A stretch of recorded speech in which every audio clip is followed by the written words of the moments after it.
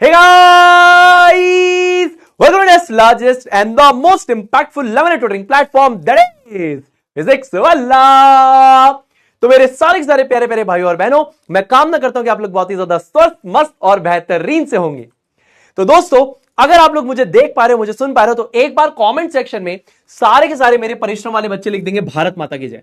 मेरे सारे के सारे प्यारे प्यारे भाई बहन एक बार कमेंट सेक्शन में लिख देंगे भारत माता की जय।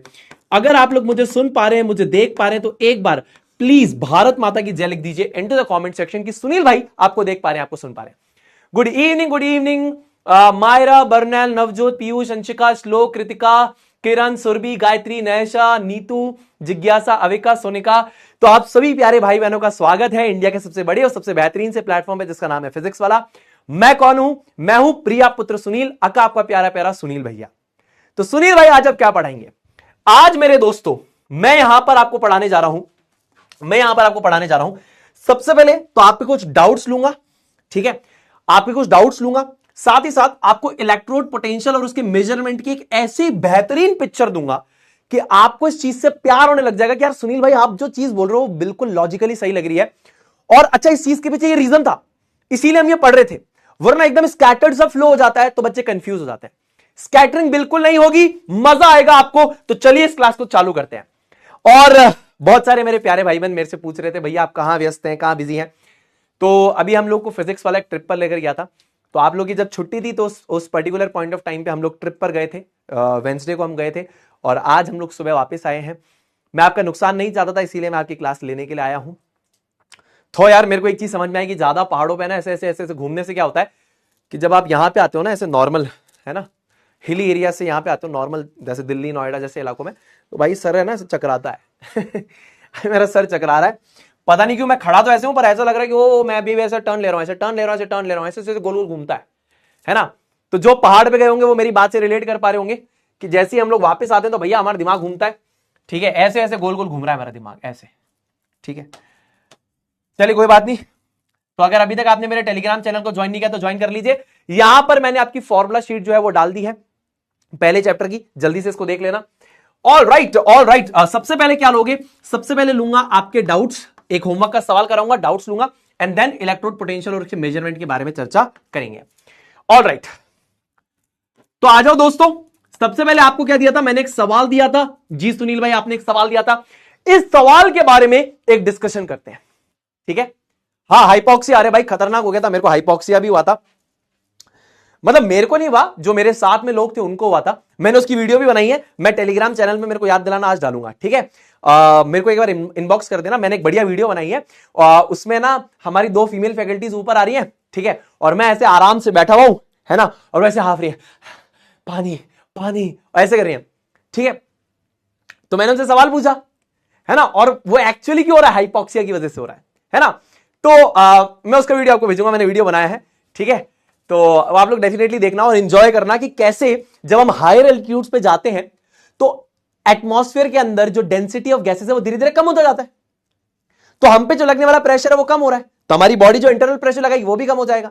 अब वो जो प्रेशर अंदर से लगने वाला है वो कम है, तो गैसेस की सॉल्युबिलिटी कम है, तो हमारी बॉडी में जो ऑक्सीजन गैस है उसकी मात्रा कम हो गई, तो हाइपोक्सिया हो जाएगा, है ना।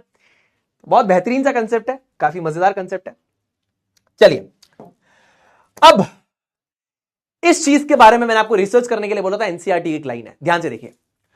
सवाल क्या कह रहा है, ध्यान से सुनना, ये होमवर्क में दिया था। Sometimes both the electrodes dip in the same electrolyte. कभी कभी ऐसा हो सकता है कि हमने क्या किया था, एक सेल में एक इलेक्ट्रोड और उसका इलेक्ट्रोलाइट लिया था, दूसरे सेल में इलेक्ट्रोड और उसका इलेक्ट्रोलाइट लिया था। डैनियल सेल, गैल्वेनिक सेल, जो लास्ट क्लास में हमने पढ़ा था, गैल्वेनिक सेल का एक स्पेशल टाइप था डैनियल सेल, जो हमने लास्ट क्लास में पढ़ा था, है ना। तो जिंक सल्फेट में जिंक की इलेक्ट्रोड, कॉपर सल्फेट में कॉपर की इलेक्ट्रोड थी और उसको वायर से कनेक्ट किया था। सवाल मैंने आपको दिया था, sometimes both the electrodes are dip in the same electrolyte, यानी कि इंस्टेड ऑफ 2 अलग अलग इलेक्ट्रोलाइट्स की जगह हमें कॉमन इलेक्ट्रोलाइट ले और उसके अंदर दोनों इलेक्ट्रोड्स को डालें। तो यहां पे इन केसेस में हमें सॉल्ट ब्रिज की जरूरत नहीं पड़ेगी, ठीक है। तो क्या यह सत्य है सुनील भैया? 100% यह सत्य है, इसमें कोई दो राय नहीं है। क्यों सुनील भैया? आप इसको थोड़ा सोचो, सॉल्ट ब्रिज की जरूरत क्यों थी सुनील भैया? सॉल्ट ब्रिज की जरूरत इसीलिए थी क्योंकि यहां पर हमने मान लीजिए इस हाफ सेल के अंदर जिंक सल्फेट लिया था और उसमें जिंक का इलेक्ट्रोड लिया था, इधर हमने कॉपर सल्फेट लिया था और कॉपर का इलेक्ट्रोड था। यहां से करंट इधर फ्लो करना स्टार्ट करता है। तो यहां पर हमने देखा था कि Zn2+ के आयंस थोड़े से ज्यादा हो जाते हैं, यानी कि पॉजिटिव चार्ज बिल्टअप हो जाता है। और यहां से क्योंकि Cu2+ आयन सोल्यूशन से अंदर की तरफ जा रहे हैं, इलेक्ट्रोड पे चिपक रहे हैं, तो यहां पे रिलेटिवली सल्फेट यानी कि नेगेटिव चार्ज ज्यादा हो जाता है। अब यहां पॉजिटिव चार्ज ज्यादा हो गया है, नेगेटिव चार्ज ज्यादा हो गया, एक चार्ज का बिल्टअप हो गया है, जिसकी वजह से एक्सटर्नल सर्किट में इलेक्ट्रॉन्स का फ्लो रुक जाता है। तो सॉल्ट ब्रिज से क्या होता है, अपोजिटली चार्ज आयंस इन दोनों हाफ सेल्स में जाते हैं, इनको न्यूट्रलाइज करते हैं और इलेक्ट्रिक करंट का फ्लो चलता रहता है। ये लास्ट क्लास में हमने समझा था। लेकिन अगर मैं यहां पर बोलूं कोई एक ऐसा सेटअप हो मेरे पास, और वो सेटअप क्या है कि यहां पर एक ही मेरे पास सेल है और उसके अंदर मेरे पास इलेक्ट्रोलाइट है, फॉर एग्जांपल कॉपर सल्फेट, और उसके अंदर एक इलेक्ट्रोड है जिंक और दूसरा इलेक्ट्रोड है कॉपर। तो इस केस में क्या कंटिन्यूसली करंट फ्लो करता रहे, इसके लिए मुझे सॉल्ट ब्रिज की जरूरत है? तो नहीं है। यहां पे सॉल्ट ब्रिज की जरूरत नहीं, आप जरूर समझो, सॉल्ट ब्रिज की जरूरत कब पड़ रही थी? जब दो अलग अलग हाफ सेल्स में एक में पॉजिटिव चार्ज बिल्ट हो जा रहा था, एक में नेगेटिव चार्ज बिल्ट हो जा रहा था, इलेक्ट्रॉन के फ्लो को रोक रहा था, इलेक्ट्रॉन के फ्लो को रोक रहा था। लेकिन मेरे भाई यहां पे इलेक्ट्रॉन के फ्लो को कोई नहीं रोकेगा, क्योंकि यहां पर ये redox reaction direct redox reaction है ना, तो यहां पर कोई भी इलेक्ट्रॉन के फ्लो को रोकेगा नहीं, तो सॉल्ट ब्रिज की जरूरत नहीं है। ठीक है, ये मैं आपको समझाता हूं एक्चुअली में यहां पे क्या हो रहा है। सबसे पहले आप याद रखना, दिस इज पॉसिबल। यहां पे इस तरीके के सेटअप में आपको सॉल्ट ब्रिज की जरूरत नहीं है, नहीं है, यहां पर क्लियरली जरूरत नहीं है। क्यों? देखिए यहां पर मैंने क्या किया है, जिंक एंड कॉपर रॉड्स को, ध्यान से सुनना दोस्तों, जिंक एंड कॉपर की रॉड्स को सीधा एक इलेक्ट्रोलाइट सॉल्यूशन यानी कॉपर सल्फेट के सॉल्यूशन में डाल दिया। ठीक है, और इनको फर्दर मैंने कनेक्ट कर दिया एक वायर के माध्यम से, एक वायर के माध्यम से कनेक्ट कर दिया। यानी कि मेरे पास ये बीकर, इसमें कॉपर सल्फेट, इसमें जिंक, इसमें कॉपर इलेक्ट्रोड, और वायर से इनको कनेक्ट कर दिया। सॉल्ट ब्रिज की जरूरत क्यों नहीं पड़ेगी? अभी आप इसकी वर्किंग समझोगे तो समझ में आएगा सॉल्ट ब्रिज की जरूरत नहीं है। अब यहां पर हमें समझ में आएगा कि जो जिंक है वो क्या करेगा, जिंक इलेक्ट्रॉन्स को लूज करेगा to form Zn2+ and then it moves into the solution. यानी जिंक यहां पर क्या करेगा, इलेक्ट्रॉन्स को लूज करेगा और खुद सॉल्यूशन में एंटर कर जाएगा एज Zn2+ आयंस। क्लियर है? अच्छा, ये इलेक्ट्रॉन्स यहां पे वायर में कैसे गए सुनील भैया, ये लॉजिक थोड़ा समझाइए, ध्यान से सुनना। यहां जिंक है, हां, जिंक ने इलेक्ट्रॉन्स लूज किए यहां पे और सॉल्यूशन में कूद गया Zn2+ की तरह। यहां पे इलेक्ट्रॉन्स जैसे जैसे बढ़ते जाएंगे वायर के अंदर प्रेजेंट इलेक्ट्रॉन्स को धक्का लगाएंगे, ये सारे इलेक्ट्रॉन्स धक्का खा के इधर आएंगे। ठीक है ना जी? तो यहां पे इक्वेशन क्या होगी, zinc solid will give Zn2+ aqueous, साथ में यहां पर 2 इलेक्ट्रॉन। ठीक है भाई? ठीक है, ये सॉल्यूशन में कूद रहा है एज Zn2+, इलेक्ट्रॉन्स यहां पर बिल्टअप होते जाएंगे, ये इलेक्ट्रॉन्स यहां पे धक्का लगाएंगे, वायर में प्रेजेंट इलेक्ट्रॉन्स यहां पे मूव करेंगे, कॉपर के पास इलेक्ट्रॉन्स आ गए। अब कॉपर क्या करेगा, ये electrons, these electrons will travel through the wire and Cu2+ from the solution will gain these electrons at Cu rod। तो यहां पे सॉल्यूशन में आयंस कहां से है, कॉपर सल्फेट था, कॉपर सल्फेट टूटेगा किसमें, Cu2+ और SO4 2- में। ये Cu2+ आयंस फटाफट से इधर चले जाएंगे। ठीक है, तो ये क्या करेंगे, Cu2+ आयंस हमारे सॉल्यूशन से कॉपर की तरफ जाएंगे और यहां से 2 इलेक्ट्रॉन्स आ रहे हैं, इन इलेक्ट्रॉन्स को गेन करेंगे और क्या बना देंगे, कॉपर सॉलिड। तो यहां पे कंटिन्यूसली प्रोसेस चलता रहेगा कि सॉल्यूशन से Cu2+ आयंस यहां पर जा रहे हैं कॉपर के ऊपर और इलेक्ट्रॉन्स को गेन कर रहे हैं, और यहां से जिंक इलेक्ट्रॉन्स को लूज कर रहा है और सॉल्यूशन में एंटर कर रहा है एज Zn2+ आयंस। यह फ्लो कंटिन्यूसली चलता रहेगा। यहां पर कोई भी ऐसा चार्ज का बिल्टअप नहीं होगा जिसकी वजह से एक्सटर्नल सर्किट में वायर के अंदर इलेक्ट्रॉन्स का फ्लो रुक जाए। So that's why salt bridge is not required. ठीक है, तो आप यहां पे याद रखेंगे, here in this cash flow of electrons won't get obstructed, यानी कि वो रुकेगा नहीं, won't get obstructed because of charge built up. Last class में बताया था ना, चार्ज बिल्टअप की वजह से इलेक्ट्रॉन्स का फ्लो रुक जाता है। So hence no salt bridge is required, इसीलिए सॉल्ट ब्रिज की जरूरत नहीं है, यह प्रोसेस अपने आप चलता रहेगा। No salt bridge is required, और यह तब तक चलता रहेगा जब तक यह जिंक पूरा गल ना जाए और यहां पे सोल्यूशन से जो Cu2+ के आयंस है वो सारे के सारे यहां पर डिपॉजिट ना हो जाए एज कॉपर। तो समय के साथ ये रिएक्शन में क्या होगा, जिंक धीरे धीरे धीरे धीरे धीरे धीरे गलता जाएगा, ऐसे धीरे धीरे गलता जाएगा और ये धीरे धीरे मोटा होता जाएगा, इस पे कॉपर डिपॉजिट होता जा रहा है। तो ये रिएक्शन से तभी खत्म होगी जब ये पूरा खत्म हो जाए, या फिर सोल्यूशन के जितने Cu2+ आयंस हैं वो सारे के सारे इधर चिपक जाए। ठीक है, सिंपल सी बात मैंने यहां पर आपको बताई। एक मैंने बीकर लिया, उसमें जिंक का इलेक्ट्रोड लिया, इसमें कॉपर का इलेक्ट्रोड लिया, ये कॉपर सल्फेट के अंदर लिया, इनको तार से जोड़ दिया। जिंक बोल रहा है मैं इलेक्ट्रॉन लूज करूंगा, इलेक्ट्रॉन लूज किया और सॉल्यूशन में कूद गया एज Zn2+ एक्वस आयंस। ये जो आयंस है सॉल्यूशन में सॉल्युबल होते हैं, इसीलिए मैंने लिखा Zn2+ एक्वस। तो एक जिंक का एटम 2 इलेक्ट्रॉन लूज करके सॉल्यूशन में कूद जाता है एज Zn2+ एक्वस आयंस। अब ये इलेक्ट्रॉन्स यहां पे एक्यूमुलेट होते जाते हैं, यहां पे वायर के अंदर प्रेजेंट इलेक्ट्रॉन्स को धक्का लगाते हैं, आगे चल आगे चल आगे चल, ये इलेक्ट्रॉन्स इधर जा रहे हैं। सॉल्यूशन में प्रेजेंट Cu2+ आयंस जो है वो यहां पे कूद के जाएंगे और इन इलेक्ट्रॉन्स को ले लेंगे, और जब इन इलेक्ट्रॉन्स को लेंगे तो यहां पे एज सॉलिड कॉपर डिपॉजिट होते जाएंगे। समय के साथ ये जिंक गलता जाएगा और समय के साथ ये वाली रॉड मोटी होती जाएगी। ठीक है, यहां पे कोई भी ऐसा चार्ज बिल्टअप नहीं हो रहा कि एक्सटर्नल सर्किट में इलेक्ट्रॉन्स का फ्लो रुक जाए, इसीलिए सॉल्ट ब्रिज की कोई जरूरत नहीं है। ठीक है, अब एक छोटा सा अगर हम यहां पे दिमाग लगाएं तो यहां पर हो रहा है ऑक्सीडेशन, यानी कि लॉस ऑफ इलेक्ट्रॉन्स हो रहा है ना। तो इसका मतलब ये किसकी तरह बिहेव कर रही होगी, ये 110% बिहेव कर रही होगी एज एनोड। किसकी तरह बिहेव कर रही होगी, ये बिहेव कर रही होगी एज एनोड। यहां पर गेन ऑफ इलेक्ट्रॉन्स यानी कि रिडक्शन हो रहा है इसके ऊपर, यानी कि ये किसकी तरह बिहेव कर रही होगी राजा बेटा, ये बिहेव कर रही होगी एज कैथोड। छोटी छोटी बातें समझ में आ रही है, समझ में आ रही है। यहां पर लॉस ऑफ इलेक्ट्रॉन्स यानी ऑक्सीडेशन, यानी ये एनोड। यहां पर गेन ऑफ इलेक्ट्रॉन्स यानी रिडक्शन, यानी कि कैथोड। छोटी सी बात है, दिमाग में रहनी चाहिए। ठीक है, क्लियर। अब मजो आ रही हो मजो आ रही हो सुनील भैया, गड़े मजो आ रही हो यार, गड़े मजो आ रही हो। अच्छा, आपको एक फन फैक्ट बताऊं क्या, आप में से कितने बच्चे एक फन फैक्ट जानना चाहते हैं?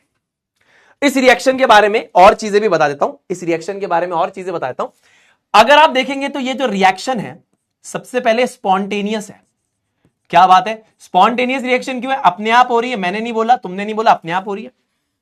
यानी ये उस बच्चे की तरह जो अपने आप पढ़ाई करता है, स्पॉन्टेनियस। दूसरा, एक ही बीकर में हो रही है तो ये डायरेक्ट रिडॉक्स रिएक्शन भी है। अब कुछ बच्चों को क्लियर हुआ होगा कि स्पॉन्टेनियस रिएक्शन मैंने एक बार बताया था कि डायरेक्ट इनडायरेक्ट दोनों होती है, यहां पे समझ में आ गया होगा। डायरेक्ट क्यों? क्योंकि एक ही बीकर में हो रही है, that's why it is a direct redox reaction. Spontaneous क्यों? अपने आप हो रही है। एक फन फैक्ट आपको बताता हूं, आपको यह बात जान के बड़ा मजा आएगा, और यह बात भारत में रहने वाले हर एक बच्चे के लिए गर्व की बात होनी चाहिए। ये जो यहां पर मैंने आपको बैटरी बताई है ना, ये अगस्त्य संहिता में मेंशन्ड है। तो अगस्त्य संहिता में क्या बताया जाता है कि आप एक मटका लीजिए, ध्यान से सुनिएगा मेरी बात, आप एक मटका लीजिए, उस मटके के अंदर आप कॉपर की एक प्लेट को लगाइए। कॉपर की प्लेट के ऊपर वहां पर वो संस्कृत में बताया गया, मैं हिंदी में बता रहा हूं, आपने उस पर डाला कॉपर सल्फेट। कॉपर की प्लेट लगाई है आपने सबसे पहले एल शेप में, इस पे आपने डाला है कॉपर सल्फेट। उसके बाद आप डालेंगे सॉडस्ट, पाउडर्ड वुड होती ना, पीसी हुई लकड़ी, वो। फिर उसके ऊपर आप लगाएंगे जिंक की पत्ती। ठीक है, लगा दी। अब अगस्त्य बताते हैं कि यहां पर इस जिंक और कॉपर की रॉड के बीच में एक ऐसी ऊर्जा का निर्माण होता है जिंक और कॉपर की रॉड के बीच में एक ऐसी ऊर्जा, इलेक्ट्रिकल एनर्जी का निर्माण होता है ना, ऐसी ऊर्जा का निर्माण होता है जो पानी को तोड़ सकती है। इलेक्ट्रिकल एनर्जी का निर्माण होता है, इलेक्ट्रिकल एनर्जी पानी को तोड़ सकती है। तो काफी हजारों साल पहले अगस्त्य संहिता में मेंशन्ड है। ठीक है, चलो बहुत बढ़िया। ऑलराइट, अब आपके डाउट्स उठाता हूं। ठीक है, कामना करता हूं अगस्त्य संहिता वाली जो बैटरी है वो यही वाली आपको समझ में हल्की हल्की आई होगी। हाउसफुल 5 मैंने नहीं देखा भाई। जिंक की पत्ती कहां मिलती है? देखिए पत्ती का मतलब, अरे पत्ती वो चाय की पत्ती नहीं, अरे बेटा मेरी प्यारी बहन सोनाली, ओ मेरी प्यारी बहन, पत्ती का मतलब बेटा, पत्ती का मतलब चाय की पत्ती जैसी पत्ती नहीं राजा बेटा। ए मेरी रानी बेटी मेरी बात सुन, मेरा हार्ट बाहर आ जाएगा बेटा ऐसी बातें करोगे तो। जिंक की पत्ती मतलब पतली प्लेट यार, प्लेट, पत्ती वो नहीं, चाय की पत्ती नहीं, चाय वाली पत्ती नहीं बेटा, प्लेट प्लेट, पतली प्लेट, प्लेट रानी बेटा, प्लेट प्लेट। एक मिनट रानी बेटा, ध्यान से। ये जिंक मेटल है ना बेटा, ये जिंक मेटल है, ये जिंक है। ठीक है, दिख रहा है, ये जिंक है। इसकी पतली सी ऐसी प्लेट ले आओ, पतली इसकी प्लेट ले आओ, वो प्लेट बेटा। पत्ती का मतलब वो नहीं, चाय की पत्ती नहीं बेटा। जिंक की पत्ती कहां मिलेगी? आप जिंक मार्केट में मिल जाएगा, उसको बोलना भैया जिंक की प्लेट दे दो। ठीक है सोनाली बेटा, आपको अगर रोस्टेड फील हुआ तो मैंने आपको रोस्ट नहीं किया, मुझे लगा आपको सही में कंफ्यूजन है तो मैं क्लियर कर रहा हूं। ठीक है मेरी प्यारी बहन, है ना? चलो कोई बात नहीं, ठीक है चलो आ जाओ। अब मेरे को बहुत सारे बच्चों ने ये बोला, सुनील भाई एनिमेशन से दिखा दीजिए हमारा जो गैल्वेनिक सेल है ना, गैल्वेनिक सेल में स्पेशली कौन सा, डेनियल सेल दिखा दीजिए, है ना, डेनियल सेल दिखा दीजिए। तो मेरा रिप्लाई क्या होगा? जो हुकुम मेरे आका, तुम्हारा हुकुम हम दिखा देंगे, क्या दिक्कत है। चलो बहुत बढ़िया। तो यहां पे वेबसाइट देख लो, javalab.org। इस वाली वेबसाइट पे अगर आप जाओगे तो आपको ये एनिमेशन यहां पे दिख जाएगा। मैं इसको फुल स्क्रीन करके आपको दिखाता हूं, ठीक है? तो यहां पे आपको अच्छी तरीके से समझ में आ रहा होगा। ये एनिमेशन से हम रिवाइज करते हैं। देखो दोस्तों, सबसे पहले हमारे पास ये एक हाफ सेल है जी सुनील भैया। इस हाफ सेल में हमने क्या लिया था? इस हाफ सेल में हमने लिया था जिंक का इलेक्ट्रोड और इलेक्ट्रोलाइट लिया था जिंक सल्फेट का। दूसरा हमारे पास जो हाफ सेल आ जाएगा, इसमें हमने ली थी कॉपर की इलेक्ट्रोड और यहां पर हमारे पास जो इलेक्ट्रोलाइट आ जाएगा बेटा वो किसका है? सुनील भाई कॉपर सल्फेट का आ जाएगा। उसके बाद हम इसको तार के माध्यम से कनेक्ट करते हैं और इंटरनल सर्किट को सॉल्ट ब्रिज के माध्यम से कनेक्ट करते हैं जी। अब होता क्या है, जिंक यहां पर इलेक्ट्रॉन्स को लूज करता है और सोल्यूशन में एंटर करता है एज Zn2+। देख पा रहे हैं, Zn2+ की तरह सोल्यूशन में एंटर करता है। अब यहां पे इलेक्ट्रॉन्स का बिल्टअप बढ़ता है तो ये इलेक्ट्रॉन्स धक्का लगाते, ऊपर चलो रे ऊपर चलो, ये धक्का लगाते तार के अंदर। ये इलेक्ट्रॉन्स धक्का खाते यहां आते हैं, ठीक? यहां से सोल्यूशन में प्रेजेंट Cu2+ इन इलेक्ट्रॉन्स को कैप्चर करके यहां पर कॉपर सॉलिड का निर्माण करता है और यहां से जिंक गलता हुआ सोल्यूशन में Zn2+ की तरह जाता है और इलेक्ट्रॉन्स को लूज कर रहा है। तो ये एक तरीके से आपके पास डेनियल सेल की वर्किंग है। ठीक है, मेरी बात समझ में आ रही है? अब ध्यान से देखो, थोड़ी देर के बाद अगर यहां पे सॉल्ट ब्रिज नहीं होता तो थोड़ी देर के बाद यहां पे पॉजिटिव चार्ज ज्यादा हो जाता, Zn2+ ज्यादा हो जाता और यहां पे Cu2+ कम हो जाता और सल्फेट यानी कि नेगेटिव चार्ज SO4 ज्यादा हो जाता रिलेटिवली। तो पॉजिटिव चार्ज क्या करता है, इलेक्ट्रॉन को यहां से पकड़ लेता और नेगेटिव चार्ज यहां पे जो SO4 ज्यादा हो गया वो यहां पे इलेक्ट्रॉन को धक्का लगाता। ये यहां पे खींच रहा है, यहां पे धक्का लगा रहा, तो यहां पे करंट का फ्लो रुक जाता। तो करंट के फ्लो को बनाने के लिए हमने यहां पे इनर्ट इलेक्ट्रोलाइट ली है, जो यहां पे पॉजिटिव चार्ज बिल्टअप हो रहा है उसको न्यूट्रलाइज करेगा नाइट्रेट नेगेटिव आयन, और यहां पर जो नेगेटिव चार्ज आ रहा है उसको न्यूट्रलाइज करेगा K+ का पॉजिटिव चार्ज। यही मैंने आपको लास्ट क्लास में दिखाया था, समझाया था। कामना करता हूं जब आप इसको देख रहे हैं तो आपको यह बात समझ में आ रही है। अगर आप इसको देख रहे हो, कामना करता हूं यह बात आपको समझ में आ रही है। क्लियर है? क्लियर है? क्लियर है? क्लियर है भाई? चलो ऑलराइट। दूसरा डाउट जो हमारे दोस्तों का था, डाउट नंबर पहला कामना करता हूं क्लियर है जी। डाउट नंबर दूसरा, भैया एक बार डेनियल सेल जो है, ये जिंक कॉपर सेल जो है, इसकी ओवरऑल इक्वेशन बता दीजिए। भैया इसकी ओवरऑल इक्वेशन कैसे लिखनी है वो हमें सिखाइए। मैं सिखाता हूं ना मेरे भाई, मैं सिखाता हूं ना मेरी बहन, ध्यान से सुनना। अब बताओ एनोड में क्या होता है सुनील भाई? एनोड पे होता है ऑक्सीडेशन। बहुत बढ़िया। ऑक्सीडेशन का मतलब क्या होता है? Loss of electrons. यानी कि एनोड पे होगा ऑक्सीडेशन, ऑक्सीडेशन का मतलब लॉस ऑफ इलेक्ट्रॉन्स। कैथोड पे होगा रिडक्शन, और रिडक्शन का मतलब होता है गेन ऑफ इलेक्ट्रॉन्स। बहुत बढ़िया बात है, बहुत अच्छी बात है सुनील भाई, बहुत बढ़िया बात है। एनोड पे oxidation, oxidation is loss of electrons. Cathode पे reduction, reduction is gain of electrons. Equation लिखते हैं, समझते हैं। तो जिंक जो होता है वो बेसिकली Zn2+ एक्वस, यानी कि इलेक्ट्रॉन्स को लूज करके सॉल्यूशन में आयन के फॉर्मेट में कूद जाता है। जैसा लास्ट क्लास में आपको सिखाया था कि यहां पर हमारा जो जिंक है सॉल्यूशन में कूद जाएगा Zn2+ aqueous ions and electrons को लूज कर देगा। ये इलेक्ट्रॉन्स को कौन कैप्चर करेगा? Cu2+ एक्वस आयंस जो सॉल्यूशन में हैं, इन इलेक्ट्रॉन्स को कैप्चर करके ये कॉपर सॉलिड के फॉर्मेट में आपके कैथोड के ऊपर डिपॉजिट होने लग जाएंगे। ठीक है, अब ओवरऑल इक्वेशन कैसे लिखते हैं बेटा? ये इक्वेशन नंबर 1 है, ये इक्वेशन नंबर 2 है। ठीक है बेटा जी। सुनील भाई ओवरऑल इक्वेशन कैसे लिखते हैं? भाई दोनों इक्वेशंस को आप ऐड कर दीजिए। सबसे पहले इन दोनों को ऐड करके लिखिए। जब मैं इनको ऐड करता हूं तो मेरे पास आता है Zn solid plus Cu2+ aqueous plus 2 electron will give Zn2+ aqueous plus Cu solid plus 2 electron. अब देखिए ये अगर इधर आएगा तो -2 इलेक्ट्रॉन हो जाएगा, तो ये इलेक्ट्रॉन से इलेक्ट्रॉन को मैंने क्या कर दिया? कैंसिल कर दिया।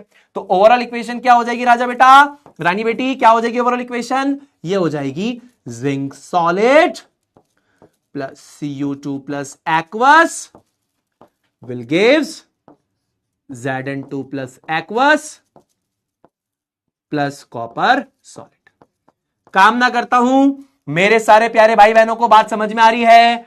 इजी है जी, 110% इजी है सुनील भैया, कोई दिक्कत वाली बात नहीं है, समझ में आ गया।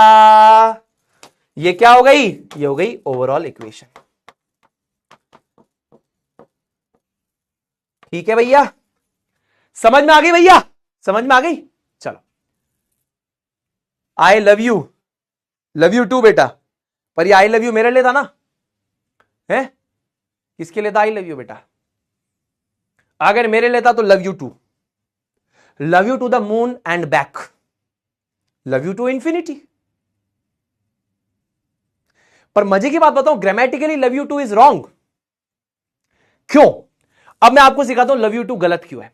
इसका मतलब क्या है? आपने मुझे कहा आई लव यू, मैंने कहा लव यू टू, यानी कि मैं तुम्हें भी प्यार करता हूं, मैं तुम्हें भी प्यार करता हूं, यानी कि इसका मतलब यह है कि मैं औरों को भी प्यार करता हूं। लेकिन अगर मैंने बोला, तुमने बोला आई लव यू, मैंने कहा आई टू लव यू, यानी कि मैं सिर्फ तुमसे प्यार करता हूं, यानी मैं भी तुमसे प्यार करता हूं। लव यू टू का मतलब है कि तुम्हें भी प्यार करता हूं, इसे भी करता हूं, उसे भी करता हूं, उसे भी करता हूं, उसे भी करता हूं, उसे भी करता हूं, उसे भी करता हूं। तो आज के बाद आई लव यू का रिप्लाई लव यू टू नहीं, आई टू लव यू। समझ में आया कि नहीं आया? हां, अरे प्यार दिखा रहे हो, प्यार मोहब्बत ग्रामेटिकली सही तो दिखाओ, ग्रामेटिकली प्यार मोहब्बत सही तो हो, है? समझ रहे हो कि नहीं समझ रहे हो? हां भैया, आप ये देखते हो, अरे बिल्कुल, मैं शादी.com पे था, किसी कन्या से बात करता था, तो मैं देखता था कि ग्रामर कितना अच्छा है। सेपियोसेक्सुअलिटी यही तो होती है, इंटेलिजेंस। तो मैं देखता था कि ग्रामेटिकल मिस्टेक तो नहीं करी, ग्रामेटिकल मिस्टेक आती, मैं कहता था अरे इनडायरेक्ट स्पीच में लिखा है सेंटेंस, लेकिन गलत है। हाँ, ये भी गलत लिख दिया। अच्छा, इंडेफिनेट आर्टिकल लगा दिया। ओहो, डेफिनेट आर्टिकल लगाने की जगह इंडेफिनेट लगा दिया। हाँ, सुंदर कन्या को इंग्लिश नहीं आती है ना, समझ गए? हाँ, तो फिर हम थोड़ा बात करना कम कर देते थे कि अभी मतलब सेपियोसेक्सुअलिटी वहां हिट कर जाती थी। ऐसा नहीं करना चाहिए, बट आ जाता था। ठीक है, समझ गए नहीं? तो ग्रामर बहुत मैटर करती है दोस्तों। वैसे देखो अंग्रेजी भाषा में कोई लॉजिक वॉजिक तो है नहीं।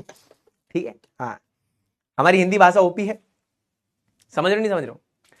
मैंने बहुत बार बताया, देखो इतनी इलॉजिकल भाषा है ये देखो इसको क्या बोलते हो तुम, इसको क्या बोलते हो? टी है, टी, ए हटाओ तो भी टी, ई हटाओ तो भी टी। अच्छा अभी यहां पे खत्म नहीं हुआ, अभी यहां पे खत्म नहीं हुआ, अभी यहां पे खत्म नहीं हुआ। अगर मैंने बोला क्यू यू ई, ये हटाओ तो भी क्यू, ये हटाओ तो भी क्यू, ये हटाओ तो भी क्यू, ये हटाओ तो भी क्यू, तो डायरेक्ट क्यू लिख देते ना। पता नहीं कौन से नशे करके भाषा बनाई थी इन्होंने, समझ रहे हो नहीं समझ रहे हो? हाँ अब देखो, ये देखो, ये देखो, ये क्या होता है? पुट, तो ये क्या होना चाहिए? बुट, और ये क्या होना चाहिए? कुट। लेकिन ये बट है, अगर ये बट है तो ये पट और ये कट होना चाहिए, लेकिन ऐसा नहीं हो रहा।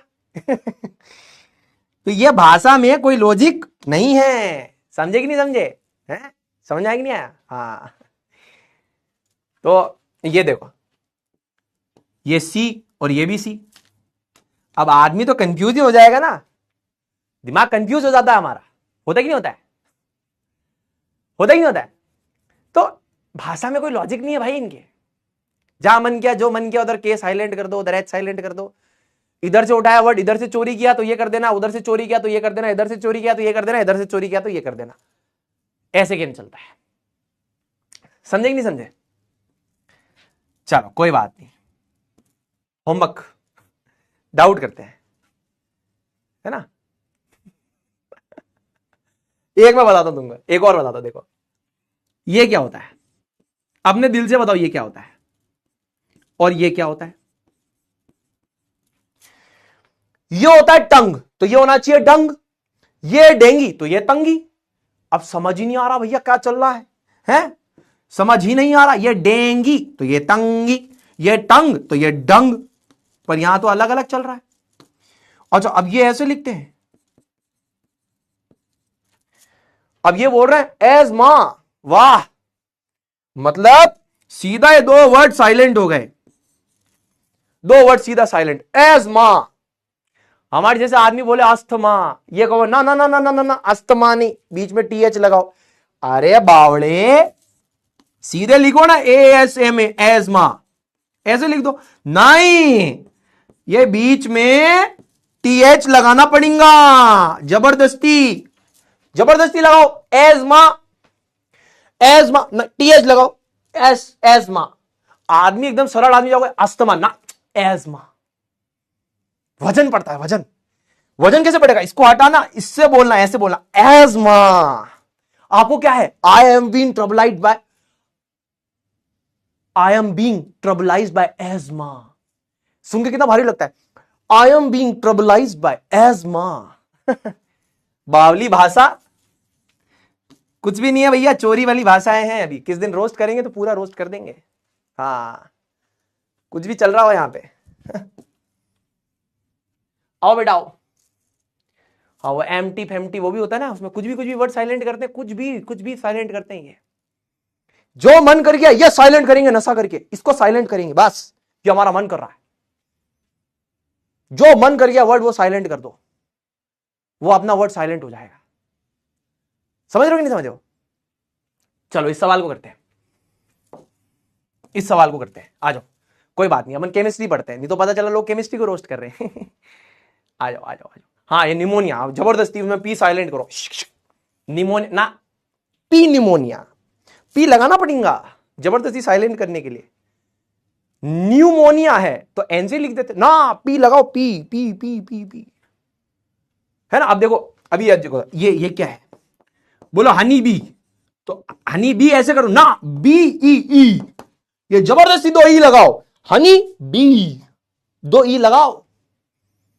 समझ रहे हो? किसी ने बोला नी तो के लगाओ और फिर लगाओ नी, ये के जबरदस्ती लगाना पड़ेगा, के साइलेंट है, नी, ओके। निमोनिया तो ये ऐसे हो जाएगा, अरे ये तभी तो निमोनिया ना, पी लगाना पड़ेगा, पी लगाना, पी निमोनिया।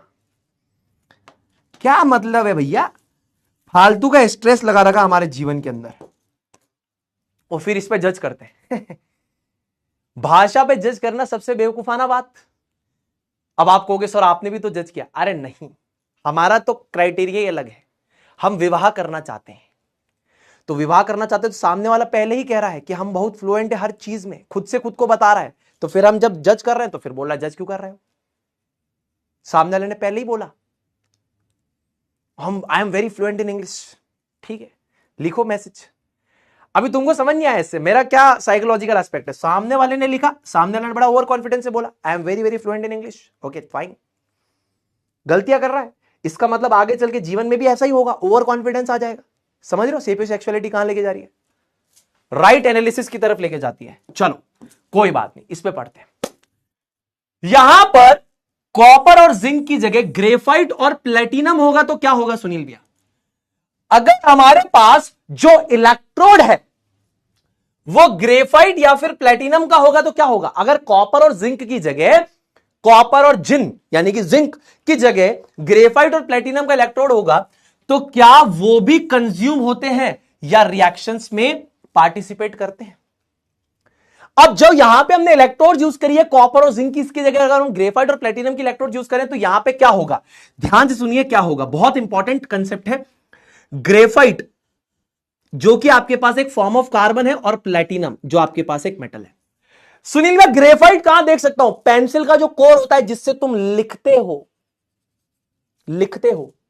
पेंसिल जो होती है ना, पेंसिल उसका जो कोर होता है ग्रेइश ब्लैक कलर का जो कोर होता है, ठीक है, ग्रेइश ब्लैक कलर का जो कोर होता है ना मेरे दोस्तों, उसको ग्रेफाइट कहते हैं दोस्तों। तो जो ग्रेफाइट होता है which is nothing but a form of carbon and platinum, ये बेसिकली इनर्ट इलेक्ट्रोड्स होती है। इनर्ट इलेक्ट्रोड्स का क्या मतलब होता है?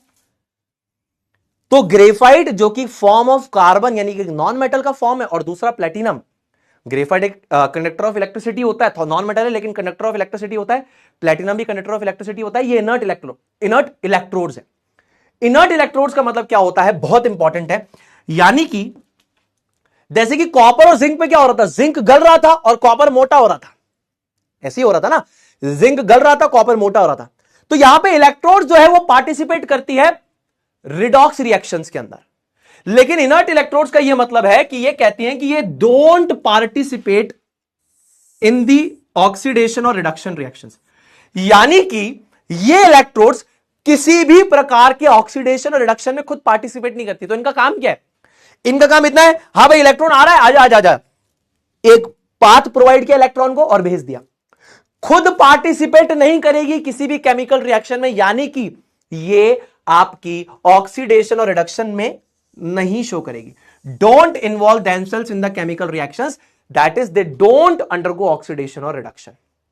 तो ये क्या करेगी? इनका काम है सिर्फ और सिर्फ एक सरफेस प्रोवाइड करना ताकि इलेक्ट्रॉन्स ट्रांसफर हो जाएं जब भी कोई रिएक्टिव मेटल अवेलेबल ना हो। तो जैसे कि अगर यहां पर अगर मैं बात करता हूं, तो यहां पर क्या हो रहा है? जिंक गल रहा है और कॉपर मोटा हो रहा है, लेकिन अगर यहां पे ग्रेफाइट या प्लेटिनम होता तो वो इलेक्ट्रोड्स का जो थिकनेस है बिल्कुल सेम रहता, ना तो कम होता ना तो ज्यादा होता। मतलब ग्रेफाइट की इलेक्ट्रोड की बात करो, ग्रेफाइट ना मोटा होगा ना ही गलेगा, ना ही प्लेटिनम मोटा होगा ना ही प्लेटिनम गलेगा। वो खुद ऑक्सीडेशन और रिडक्शन में पार्टिसिपेट नहीं करते, बट यहां पे जो आयंस होंगे दूसरे वो पार्टिसिपेट करेंगे। इन इलेक्ट्रोड्स का काम सिर्फ इतना होगा, अगर यहां पे कॉपर और प्लेटिनम होता, सॉरी यहां पर अगर ग्रेफाइट और प्लेटिनम होता तो इनका काम सिर्फ इतना होता कि इलेक्ट्रॉन के ट्रांसफर में वो मदद करते हैं, सिंपल, और कुछ भी नहीं। मेरी बात समझ में आई? तो यहां पर अगर हम इनर्ट इलेक्ट्रोड्स का इस्तेमाल करते हैं, जैसे फॉर एग्जांपल ग्रेफाइट या प्लेटिनम, तो ये इनर्ट इलेक्ट्रोड्स हैं, ये सिर्फ और सिर्फ एक सरफेस प्रोवाइड करती है इलेक्ट्रॉन के फ्लो के लिए, लेकिन खुद किसी भी प्रकार की रिएक्शंस में पार्टिसिपेट नहीं करती हैं। They don't undergo oxidation and reduction. इनका काम सिर्फ इतना इलेक्ट्रॉन का फ्लो करवाना। तो ये कुछ कॉमन डाउट्स थे सारे बच्चों के, यहां पर मैंने इनको सॉल्व कर दिया है। अगर समझ में आ गया तो एक बार लिख दीजिए आए भैया। अगर यहां तक समझ में आ गया तो एक बार लिख दीजिए आए भैया, फटाफट से एक बार लिख देंगे कमेंट सेक्शन में आए भैया। प्लीज राइट आए भैया into the comment section, just give me a moment. एक बार आए भैया लिख देंगे इनटू द कमेंट सेक्शन, फटाफट से सारे के सारे भाई बहन। अरे ये क्या हो रहा है भैया? हमारी आंटी जी का कॉल आ रहा है, एक मिनट मेरे दोस्तों, माफ कीजिएगा, ठीक है। हमारे यहाँ जो आंटी जी काम करने आती हैं थोड़ी सी वो एजड है, तो उनको हम एक बार बता दें कि हम क्लास में हैं। माफ़ी चाहेंगे आप लोगों से, क्षमा चाहेंगे। आंटी जी का नंबर कहाँ चला गया भैया? Just give me a moment दोस्तों, just give me a moment.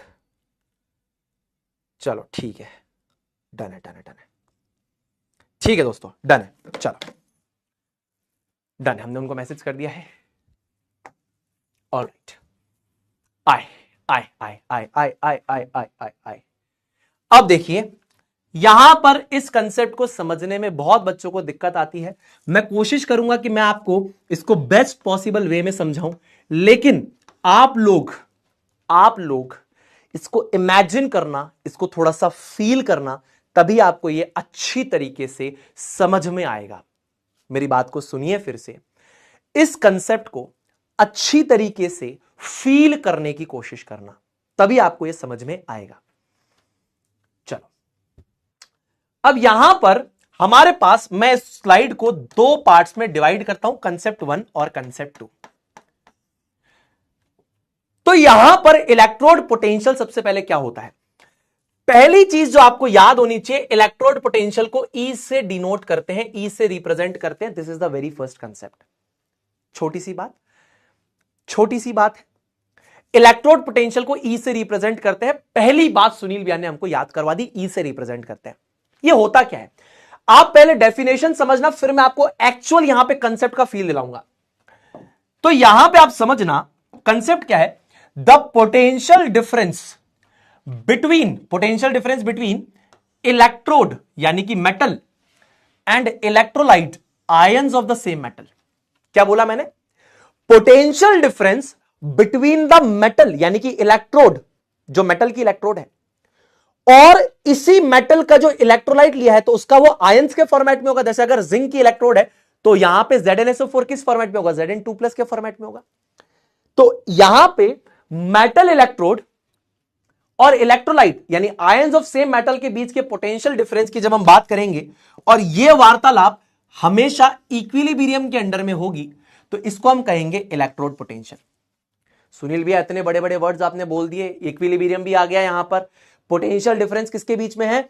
Sunil भी आप बोल रहे हो potential difference between the metal electrode और इलेक्ट्रोलाइट। इस इलेक्ट्रोलाइट के अंदर मेटल का ही आयन है, तो मेटल का आयन और मेटल की इलेक्ट्रोड के बीच में, यानी इलेक्ट्रोड इलेक्ट्रोलाइट के बीच में जो पोटेंशियल डिफरेंस हमारे पास आता है इक्विलिब्रियम में, उसे इलेक्ट्रोड पोटेंशियल कहते हैं।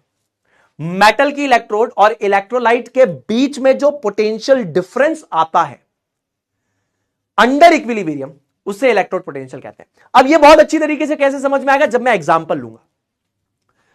तो यहां पर मैंने एक बीकर लिया है, एग्जाम्पल के तौर पे यहां पर मैं ले रहा हूं ZnSO4 ले रहा हूं, जो कि मेटल की इलेक्ट्रोलाइट है, और जो मेटल है वो मेरे पास क्या है? जिंक है। इलेक्ट्रोड जो है मेटल की है वो है जिंक, इलेक्ट्रोलाइट मेरे पास है ZnSO4। यानी कि इन दोनों के बीच में जो पोटेंशियल डिफरेंस आएगा इक्विलिब्रियम पे, उसे इलेक्ट्रोड पोटेंशियल कहेंगे सरल भाषा में। ठीक है, अब यहां पर क्या होता है मेरे प्यारे बड़े भैया सुनील भैया, मुझे वो बताइए। यहां पर क्या होता है? जिंक यहां पर इलेक्ट्रॉन्स को लूज करके सॉल्यूशन में कूद जाता है एज Zn2+, और यहां पे इलेक्ट्रॉन्स छोड़ता जाता है। ठीक है, यानी कि सुनील भैया आपने ये बोला कि जिंक यानी कि जो मेटल की इलेक्ट्रोड है वो क्या करता है? इलेक्ट्रॉन्स को लूज करके सॉल्यूशन में एंटर करता है एज Zn2+ एक्वस, एंड साथ में उसने इलेक्ट्रॉन्स को लूज किया। ठीक है, इतनी छोटी सी बात हमें समझ में आ गई, कोई दिक्कत नहीं है।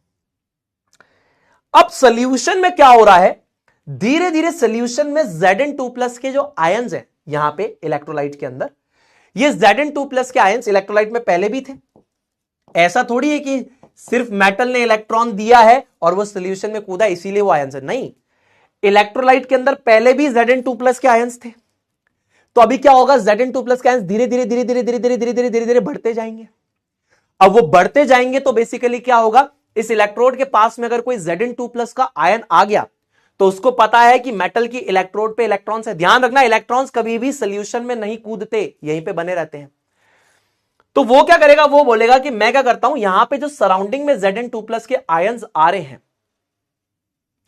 वो इलेक्ट्रॉन्स को एब्जॉर्ब कर लेते हैं, और यहां पे एक उल्टी रिएक्शन चलने लगती है कि Zn2+ aqueous +2 electrons will give Zn solid. एक पॉइंट ऐसा आता है जब यहां पर इक्विलिब्रियम एस्टेब्लिश हो जाता है, यानी कुछ जिंक के मेटल के जो एटम्स है वो यहां पे सोल्यूशन में कूद रहे हैं to give Zn2 plus aqueous and 2 electrons, और सोल्यूशन में प्रेजेंट जो Zn2 प्लस एक्वस के आयंस हैं वो यहां पर मेटल की इलेक्ट्रोड पे आके इलेक्ट्रॉन्स को खींच के क्या बना रहे हैं, जिंक सॉलिड बना रहे हैं, और दोनों रिएक्शन की जो रेट है वो बराबर है।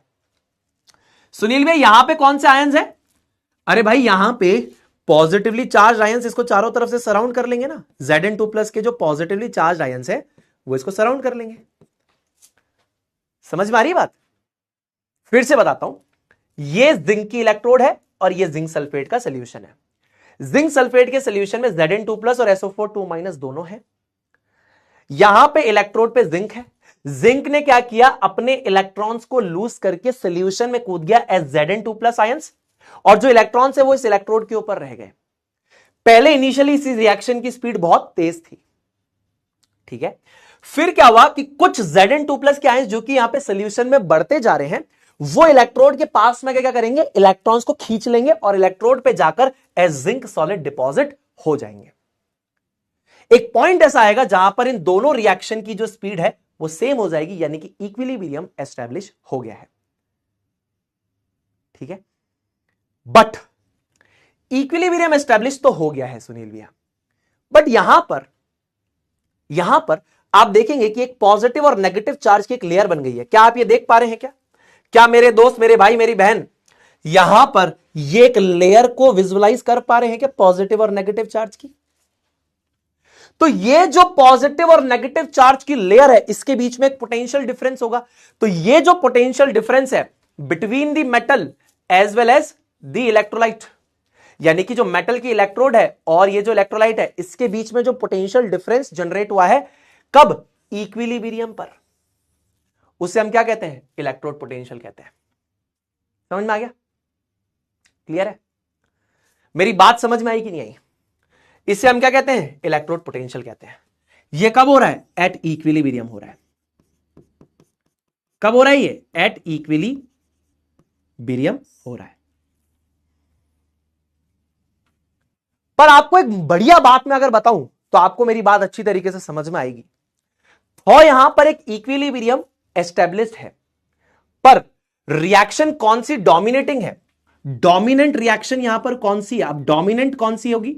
जरूरी नहीं है कि इक्विलिब्रियम पर जब दोनों रिएक्शंस के रेट बराबर हो तो उसमें तब भी ऐसा होता है कि एक रिएक्शन ज्यादा हो रही होती है, यानी कि वो फेवर्ड होती है, मोर फेवर्ड रिएक्शन होती है as compare to the another. 11th में हमने पढ़ा है। तो इसमें से जो डोमिनेंट रिएक्शन है यानी कि मोर फेवर्ड रिएक्शन, दोनों की दोनों तो सेम नहीं होगी ना।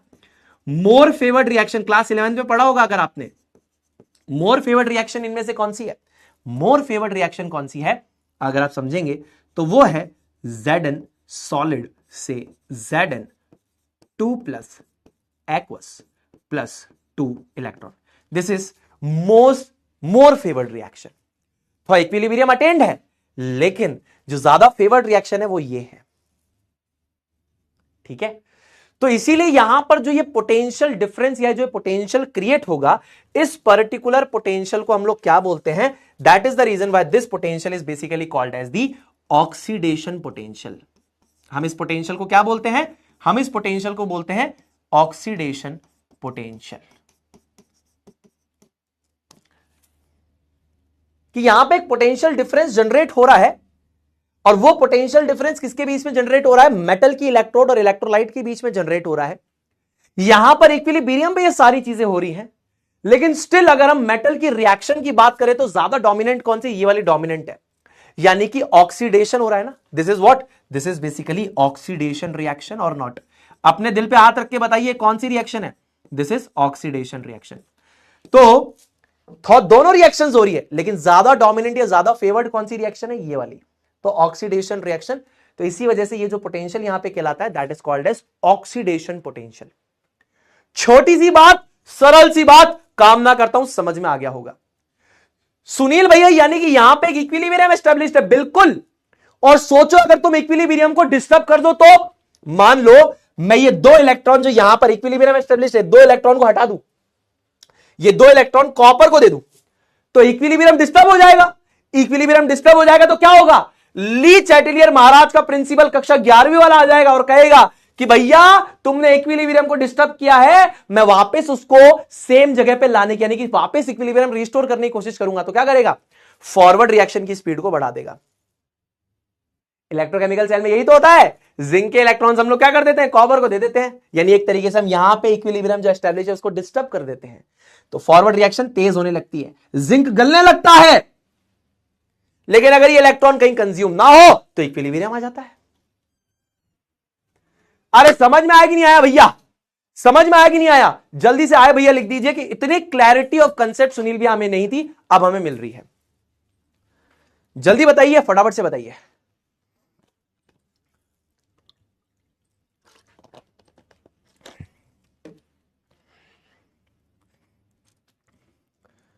जल्दी बताइए भाई, ये लैग हो रहा है क्या? ठीक है सुनील भैया, अब बहुत सारे बच्चों का पहले तो ये डाउट होता है कि यहां पे डबल लेयर का मतलब क्या है। मेरे भाई थोड़ा इमेजिन करना, ये जो इलेक्ट्रोड है ना, मान लो ऐसी सिलेंड्रिकल इलेक्ट्रोड है, ठीक है, तो इस इलेक्ट्रोड के ऊपर चारों तरफ तुम मानो कि नेगेटिव चार्ज है ना, चारों तरफ इलेक्ट्रॉन इसके ऊपर डले हुए हैं, तो चारों तरफ इस पे क्या है, नेगेटिव चार्ज है।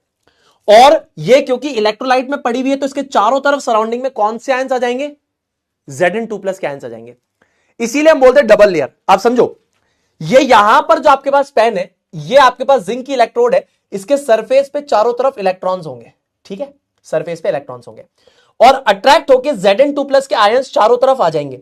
तो Zn2+ के आयंस मान लो यहां है और इलेक्ट्रॉन यहां है, तो ये एक तरीके से डबल लेयर क्रिएट हो जाती है। समझ पाए, ये मेटल के सरफेस के ऊपर इलेक्ट्रॉन्स होंगे और Zn2+ अट्रैक्ट होकर चारों तरफ बैठे हुए हैं, तो यहां पे एक डबल लेयर, इसको बोलते हैं कि डबल लेयर क्रिएट हो गई है, इस इलेक्ट्रोड के ऊपर डबल लेयर क्रिएट हो गई, इलेक्ट्रॉन्स इसके ऊपर है और पॉजिटिव चार्ज आ गया है चारों तरफ Zn2+ के ions, so that is called as a double layer. ठीक है, इसका अगर क्रॉस व्यू आपको बना के दिखाऊं तो क्रॉस व्यू कुछ ऐसा दिखता है कि मान लीजिए ये आपके पास फॉर एग्जाम्पल जिंक की इलेक्ट्रोड है, ये वाला, और ये आप मान लीजिए ये इलेक्ट्रॉन्स हैं, ये इलेक्ट्रॉन्स हैं, ठीक है, और यहां पर हमारे पास ये Zn2+ के आयंस आ जाते हैं।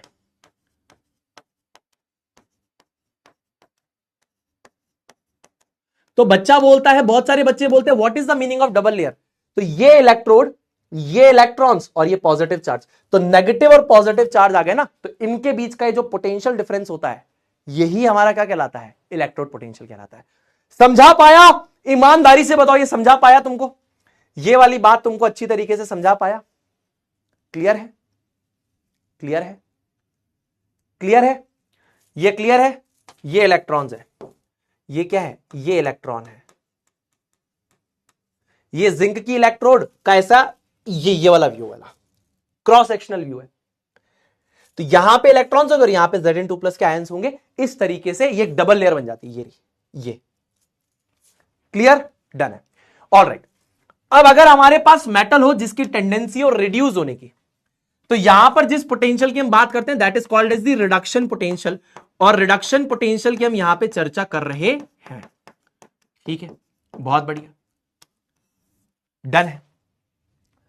अब फॉर एग्जाम्पल यहां पे ये जो रॉड है वो कॉपर की है और यहां पे जो इलेक्ट्रोलाइट है वो कॉपर सल्फेट का है, तो सॉल्यूशन के अंदर हमारे पास कौन से आयंस होंगे, Cu2+ के आयंस होंगे, और साथ ही साथ SO4 2- के आयंस भी हमारे पास सॉल्यूशन में होंगे। बहुत बढ़िया। अब यहां पर क्या होता है, यहां पर उल्टा गेम चल रहा है, यहां पर जिंक बोल रहा था कि मैं इलेक्ट्रॉन देके सॉल्यूशन में Zn2+ आयंस की तरह कूद जाऊंगा, मैं इलेक्ट्रॉन्स को दान करूंगा, तो यह रिएक्शन ज्यादा डोमिनेंट है, इसीलिए हम बोलते हैं ऑक्सीडेशन रिएक्शन ज्यादा डोमिनेंट है, तो ऑक्सीडेशन पोटेंशियल। लेकिन कुछ केसेस में मेटल की टेंडेंसी होती है टू गेन द इलेक्ट्रॉन्स, तो रिडक्शन पोटेंशियल ज्यादा होता है। जैसे फॉर एग्जाम्पल यहां पर अब ये यहां से कूद के जाएगा, ये हमारे पास मेटल है कॉपर का, हमें पता है कॉपर एक मेटल है जिसके पास फ्री इलेक्ट्रॉन्स होंगे, ये Cu2+ आयन सॉल्यूशन से कूद के इसके ऊपर जाएंगे और इसके इलेक्ट्रॉन्स को गेन कर लेंगे। तो यहां पर क्या होगा कि Cu2 plus aqueous plus 2 electron will give copper solid. अब क्योंकि यहां पे सोल्यूशन के Cu2 प्लस आयंस यहां पर गए हैं मेटल की इलेक्ट्रोड पे, इलेक्ट्रोड से उन्होंने इलेक्ट्रॉन्स को कैप्चर किया है, इलेक्ट्रॉन्स की कमी हो गई है, जिसकी वजह से यहां पर एक पॉजिटिव पोटेंशियल डेवलप हो गया है। ठीक है, और सराउंडिंग में, क्योंकि यहां पे पॉजिटिव चार्जेस चले गए हैं, तो सराउंडिंग में रिलेटिवली नेगेटिव चार्ज क्या हो गया है? बढ़ गया है। जी सुनील भैया, रिलेटिवली एक नेगेटिव चार्ज क्या हो गया है? बढ़ गया है। ठीक है, लेकिन अभी यहां पे इक्विलिब्रियम नहीं आया है, तो सॉल्यूशन से Cu2 प्लस आयंस कूद के गए यहां पे, इलेक्ट्रॉन्स को कैप्चर किया, डिपॉजिट एज Cu। अब मेटल बोलेगा कि भाई मैं मेटल हूं, मैं जिंदा हूं, तो मैं क्या करूंगा? मैं इलेक्ट्रॉन्स को लूज भी करूंगा, और ये क्या करेगा? इलेक्ट्रॉन्स को लूज करके सॉल्यूशन में कूदेगा एज Cu2 प्लस। ठीक है, एंड इलेक्ट्रॉन्स को इसने लूज कर दिया यहां पे। पर अगेन यहां पर एक रिएक्शन डोमिनेंट होगी। जब भी इक्विलिब्रियम आएगा तब भी एक रिएक्शन यहां पे डोमिनेंट रिएक्शन होगी। डोमिनेंट रिएक्शन यानी कि मोर फेवर्ड रिएक्शन। अब बहुत सारे बच्चे सोच रहे होंगे कि सुनील भैया हमें डोमिनेंट या मोर फेवर्ड रिएक्शन थोड़ा समझाओ। मैं एक छोटी सी बात समझाऊं, तुम्हें गारंटी से मेरी बात समझ में आ जाएगी। मान लो एक एस्केलेटर है, ठीक है, वो एस्केलेटर जो है वो नीचे की डायरेक्शन में जा रहा है। समझना, मैं डोमिनेंट डायरेक्शन समझा रहा हूं। मान लो एक एस्केलेटर है, ये एक एस्केलेटर है, एस्केलेटर नीचे की डायरेक्शन में जा रहा है। ठीक है, एस्केलेटर क्या कर रहा है? नीचे की डायरेक्शन में जा रहा है, और तुम क्या कर रहे हो? तुम यहां से जिस स्पीड से नीचे जा रहा है उस स्पीड से तुम ऊपर की तरफ जा रहे हो। मेरी बात को सुनना, जिस स्पीड से एस्केलेटर नीचे जा रहा है उसी स्पीड से तुम ऊपर जा रहे हो। क्या तुम्हारी पोजीशन चेंज होगी? नहीं सुनील भैया। पर स्टिल ज्यादा फेवर्ड रिएक्शन कौन सी है? नीचे वाली। एस्केलेटर तो नीचे ही जा रहा है ना, एस्केलेटर की डायरेक्शन तो नीचे ही है। एस्केलेटर जिस स्पीड से नीचे जा रहा है तुम उस स्पीड से ऊपर जाने की कोशिश कर रहे हो, तो तुम रुके हुए वहीं पे, क्योंकि यहां पे रेट ऑफ फॉरवर्ड और रेट ऑफ बैकवर्ड रिएक्शन बराबर है। लेकिन मान लो एक पर्टिकुलर पॉइंट पर तुम स्टॉप हो जाओ, तो नीचे ले जाएगा तुमको। ये इक्विलिब्रियम में मोर फेवर्ड रिएक्शन के साथ होता है। तो यहां पे मोर फेवर्ड रिएक्शन कौन सी है? वो रिएक्शन है ये वाली, तो यहां पे इक्विलिब्रियम आ जाएगा। पर स्टिल एक मोर फेवर्ड रिएक्शन जो है वो ये है। तो इसीलिए यहां पर हम बात करते हैं रिडक्शन पोटेंशियल के टर्म्स में, और यहां पे हम बात करते हैं ऑक्सीडेशन पोटेंशियल के टर्म्स में। क्या आपको मेरी छोटी सी बात यहां पर समझ में आ रही है? क्या आपको एक छोटी सी बात यहां पे समझ में आ रही है? क्या आपको एक छोटी सी बात यहां पे समझ में आ रही है? जी समझ में आ रही है, कोई दिक्कत नहीं आ रही सुनील भैया, ये वाली बात हमको अच्छी तरीके से यहां पे समझ में आ रही है। अच्छा, बहुत सारे बच्चों को एक डाउट और होता है, वो भी मैं क्लियर कर देता हूं। सुनना मेरी बात को, क्लियरली सुनना। बच्चों को लगता है कि यहां पर जो भी हम इलेक्ट्रोड पोटेंशियल का जो पोटेंशियल डिफरेंस निकाल रहे हैं, तो यहां पर पॉजिटिव और जो नेगेटिव चार्ज है ना, तो ये पॉजिटिव और नेगेटिव चार्ज के बीच का इलेक्ट्रोड पोटेंशियल है। इस केस में negative charge is because of electrons and the positive charge is because of Zn2+। तो ये तो ठीक है कि मेटल और मेटल के आयन के बीच का आप निकाल रहे हो। यहां पे बच्चे थोड़ा सा गलती कर देते हैं, नेगेटिव चार्ज में बोल देते हैं सल्फेट, और पॉजिटिव चार्ज उनको पता ही नहीं कि कौन है, तो बोल देते हैं कि भैया Cu2+ होगा पॉजिटिव चार्ज, और नेगेटिव चार्ज हो जाएगा वो बेसिकली SO4 2- हो जाएगा। इनके बीच में इलेक्ट्रोड पोटेंशियल है। कभी भी ऐसा नहीं होगा। तो इलेक्ट्रोड पोटेंशियल निकलेगा किसके बीच में? जब ये कॉपर मेटल यहां पर इलेक्ट्रॉन्स को लूज करके सॉल्यूशन में Cu2+ जाएगा, तो अगेन कॉपर और Cu2+ के बीच में ही हमारा इलेक्ट्रोड पोटेंशियल निकलता है। मैं एक बार लिख देता हूं तो आपको ज्यादा अच्छे से समझ में आएगा। इंपॉर्टेंट टू रिमेंबर, कभी भी आप गलती ना कर दें, इसके लिए इंपॉर्टेंट टू रिमेंबर करके बता देता हूं। गलती कर सकते हैं आप, इसीलिए इसको इंपॉर्टेंट टू रिमेंबर कर देता हूं। देखिए, पहले वाले केस में इलेक्ट्रोड पोटेंशियल किसके बीच में? Electrode potential. तो this is potential difference between zinc and Zn+2, zinc and Zn2+। Second वाले केस में electrode potential, that is potential difference between Cu2+ and Cu। समझ में आया? हमेशा याद रखना कि आपका पोटेंशियल डिफरेंस जो होता है वो एक पर्टिकुलर रिडॉक्स कपल के ऊपर ही लिया जाता है। ये दोनों क्या है? ये दोनों रिडॉक्स कपल है। समझ में आ गई मेरी बात? ये दोनों क्या है? रिडॉक्स कपल है। तो पोटेंशियल डिफरेंस हमेशा रिडॉक्स कपल के बीच में देखा जाता है। ये दोनों एक दूसरे के रिडॉक्स कपल्स हैं। तो बात याद रहेगी, रिडॉक्स कपल्स के बीच में पोटेंशियल डिफरेंस देखा जाता है मेरे दोस्तों। पता चला यहां जाके लिख रही हो Cu2+ और SO4 2- नहीं, ये वाली रिएक्शन ज्यादा डोमिनेंट है, इसीलिए हम इसको इस तरीके से दिखाते हैं, but that is not the case. Potential difference अभी भी निकलेगा इन दोनों के बीच में, इन दोनों के बीच में हमेशा ऐसा ही होगा। ठीक है, क्लियर है बात? छोटी छोटी बातें हैं, बच्चे कंफ्यूज हो जाते हैं, गलतियां कर देते हैं। अब एक सवाल पूछता हूं, देखते हैं कितने बच्चों को मेरी बात समझ में आई है। We can't see any visible change in the electrode और the electrolyte because of the equilibrium attend.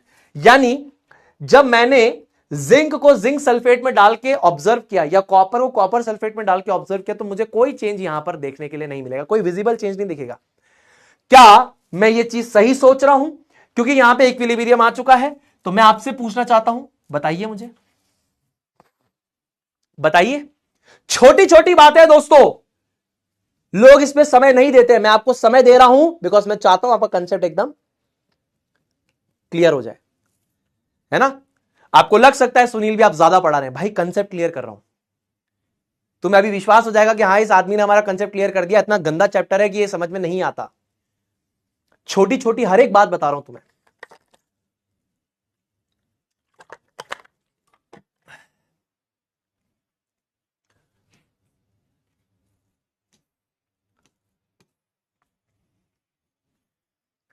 जल्दी बताइए। We can't see any visible change in the electrode और the electrolyte because of the equilibrium attained. क्या लगता है आपको? क्या लगता है? क्या लगता है? Yes, you cannot see any visible change. एनडी, हर्षल, स्वाधीन, बबली, ध्रुव, राजसी, आशीष, गौरव, डेकेडेट, यथार्थ एंड आईएएस ऋषभ। ध्यान से समझिए दोस्तों, ध्यान से समझिए, क्योंकि यहां पर इक्विलिब्रियम अटेन हो जाता है, इसीलिए आपको कोई विजिबल चेंज नहीं दिखाई देता। ठीक है ना? यस, यहां पर आपको इसीलिए कोई भी विजिबल चेंज दिखाई नहीं देता क्योंकि यहां पे एक इक्विलिब्रियम अटेन हो गया है। पर जिस पॉइंट ऑफ टाइम पे आप इक्विलिब्रियम को डिस्टर्ब कर देंगे, वहां पे आपको एक विजिबल चेंज दिखाई देगा। जैसे मान लो इन दोनों को मैं तार से कनेक्ट कर दूं, तो अब यहां पे जो इलेक्ट्रॉन्स है वो ट्रेवल करके कहां चले जाएंगे? कॉपर पे चले जाएंगे। यानी आपने ये जो इक्विलिब्रियम में रिएक्शंस है ना, इसको डिस्टर्ब कर दिया। तो ली चैटलियर महाराज कहते हैं कि भैया डिस्टर्ब क्यों हुआ? बोले यहां पे इलेक्ट्रॉन की कमी पड़ गई, तो ये फॉरवर्ड रिएक्शन को बढ़ा देगा। यानी कि जिंक बार बार इलेक्ट्रॉन लूज करके सोल्यूशन में Zn2+ की तरह जाएगा और ये इलेक्ट्रॉन ट्रेवल करके कॉपर के पास जाएंगे। हमने इक्विलिब्रियम डिस्टर्ब कर दिया है, इसी वजह से रिएक्शन की स्पीड बढ़ जाएगी। समझ में आ गया? फॉरवर्ड रिएक्शन की स्पीड बढ़ जाएगी। अब आइए एक और टर्म को समझते हैं। इलेक्ट्रोड पोटेंशियल जो है, उससे पहले अब मतलब उसके बाद अब एक और इंपॉर्टेंट टर्म हमारे पास आती है, स्टैंडर्ड इलेक्ट्रोड पोटेंशियल। अब यहां पर एक टर्म लग चुका है स्टैंडर्ड, तो यहां पर स्टैंडर्ड से रिलेटेड सारी चीजें मैं आज की क्लास में आपसे डिस्कस करूंगा। स्टैंडर्ड इलेक्ट्रोड पोटेंशियल को रिप्रेजेंट करते हैं हम लोग E0 से। E0 इलेक्ट्रोड पोटेंशियल को E से, स्टैंडर्ड इलेक्ट्रोड पोटेंशियल को E0 से। अब ये एक्चुअल में क्या होता है? कुछ नहीं होता। जब हम स्टैंडर्ड कंडीशंस पे बात कर रहे होते हैं तो स्टैंडर्ड वर्ड लगा देते हैं। स्टैंडर्ड कंडीशंस मतलब, ध्यान से समझिए, तो what is standard electrode potential? अगर किसी ने आपसे पूछा तो आप कहेंगे standard electrode potential is the potential difference between electrode that is metal and the electrolyte that is the ions of same metal. यानी अगेन ये तो इलेक्ट्रोड पोटेंशियल की डेफिनेशन है, हां, पर यहां तक तो सही है, this is measured under equilibrium, ये तो ठीक है, पर ये सारी चीजें जब हो रही होंगी तो स्टैंडर्ड कंडीशंस पे होंगी। Standard conditions 25 degree Celsius, 1 molar concentration, 1 atm pressure. 1 molar concentration किसका? इलेक्ट्रोलाइट का। आपको मेरी बात समझ में आई? इलेक्ट्रोड पोटेंशियल और स्टैंडर्ड इलेक्ट्रोड पोटेंशियल में सिर्फ इतना डिफरेंस है। इलेक्ट्रोड पोटेंशियल कहता है potential difference between the metal electrode as well as the electrolyte under equilibrium, और यहां पर स्टैंडर्ड इलेक्ट्रोड पोटेंशियल कहता है कि सेम चीज है, पोटेंशियल डिफरेंस ही है। मेटल की इलेक्ट्रोड और इलेक्ट्रोलाइट के बीच में जो पोटेंशियल डिफरेंस है इक्विलिब्रियम पे वही है, लेकिन यहां पे कंडीशंस क्या है कि टेंपरेचर 25 डिग्री सेल्सियस है, 1 मोलर कंसंट्रेशन है आपके इलेक्ट्रोलाइट का और 1 एटीएम प्रेशर है। सिंपल, ये तीन चीजें इस पे डिफाइन कर दी तो स्टैंडर्ड वर्ड जोड़ दिया। अब मान लीजिए कोई मेटल है जिसकी ऑक्सीडेशन की टेंडेंसी है, कोई मेटल है जिसकी रिडक्शन की टेंडेंसी है, कोई मेटल है ऑक्सीडेशन की टेंडेंसी रखता है जैसे जिंक, कोई मेटल है जिसकी रिडक्शन की टेंडेंसी है, तो उनको यहां पे इन्होंने बता रखा है कि मेटल एम था, इसने n इलेक्ट्रॉन लूज किए, Mn प्लस बनाया, ये Mn प्लस था, इसने n इलेक्ट्रॉन गेन किए और मेटल M बना दिया। तो इसको कैसे लिखेंगे, ध्यान से देखिएगा। फॉर एग्जाम्पल, अगर मुझे यहां पर स्टैंडर्ड ऑक्सीडेशन पोटेंशियल लिखना हो तो मैं लिखूंगा E नॉट, ये M से Mn प्लस बना ना, तो M से Mn plus. This is how we will represent standard oxidation potential. Standard oxidation potential, मेरी बात समझ में आ गई क्या? स्टैंडर्ड ऑक्सीडेशन पोटेंशियल को ऐसे दिखाएंगे, E नॉट लगाया, M से Mn प्लस बना, तो M slash Mn plus, this is basically standard oxidation potential. इसको दिखाना है, आप लगाएंगे E नॉट, यहां नीचे Mn प्लस से M बना, तो Mn प्लस, कुछ लोग इसको ऐसे स्ट्रेट लेके भी दिखाते थे, बोथ आर राइट, कोई दिक्कत नहीं है उसमें। ये हो जाएगा standard reduction potential.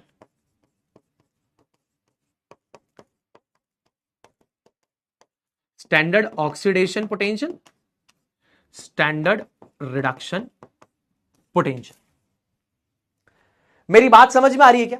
For example, अगर मैंने बोला E नॉट, अगर मुझे स्टैंडर्ड ऑक्सीडेशन पोटेंशियल लिखना है और या स्टैंडर्ड रिडक्शन पोटेंशियल लिखना है तो वो क्या होगा, कैसे लिखते हैं, वो मैं आपको सिखा रहा हूं। सबसे पहला, स्टैंडर्ड इलेक्ट्रोड पोटेंशियल को E नॉट से रिप्रेजेंट करते हैं। ये अगेन इलेक्ट्रोड पोटेंशियल की तरह है कि potential difference between the metal electrode as well as the electrolyte under equilibrium, लेकिन स्टैंडर्ड कंडीशन है टेंपरेचर 25 डिग्री सेल्सियस है, 1 मोलर कंसंट्रेशन इलेक्ट्रोलाइट की और प्रेशर 1 एटीएम है। अगर कोई मेटल ऑक्सीडाइज होता है, ऑक्सीडेशन टेंडेंसी है, तो वो कुछ इस तरीके से शो करेगा, और रिडक्शन टेंडेंसी यानी कि इलेक्ट्रॉन्स को गेन करने की टेंडेंसी, रिडक्शन मतलब गेन ऑफ इलेक्ट्रॉन्स, ऑक्सीडेशन मतलब लॉस ऑफ इलेक्ट्रॉन्स। तो इस मेटल ने इलेक्ट्रॉन्स को लूज कर दिया, n इलेक्ट्रॉन्स को लूज करके बनाया Mn प्लस, और Mn प्लस ने n इलेक्ट्रॉन्स को गेन करके बनाया M।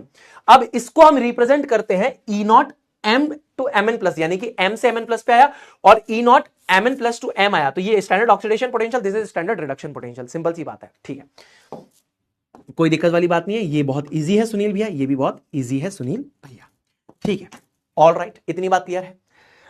एक और इंपॉर्टेंट बात यहां पर क्या आती है कि स्टैंडर्ड रिडक्शन पोटेंशियल की जो वैल्यूज आएगी that is minus of standard oxidation potential. Very important. अगर मान लीजिए फॉर एग्जाम्पल मैं आपको बोलता हूं कि एक मेटल के स्टैंडर्ड रिडक्शन पोटेंशियल की जो वैल्यू है वो आपके पास कुछ x है, तो माइनस x क्या हो जाएगी, स्टैंडर्ड ऑक्सीडेशन पोटेंशियल की वैल्यू हो जाएगी, यानी कि जस्ट आपको माइनस लगाना है उस चीज पे, ठीक है ना।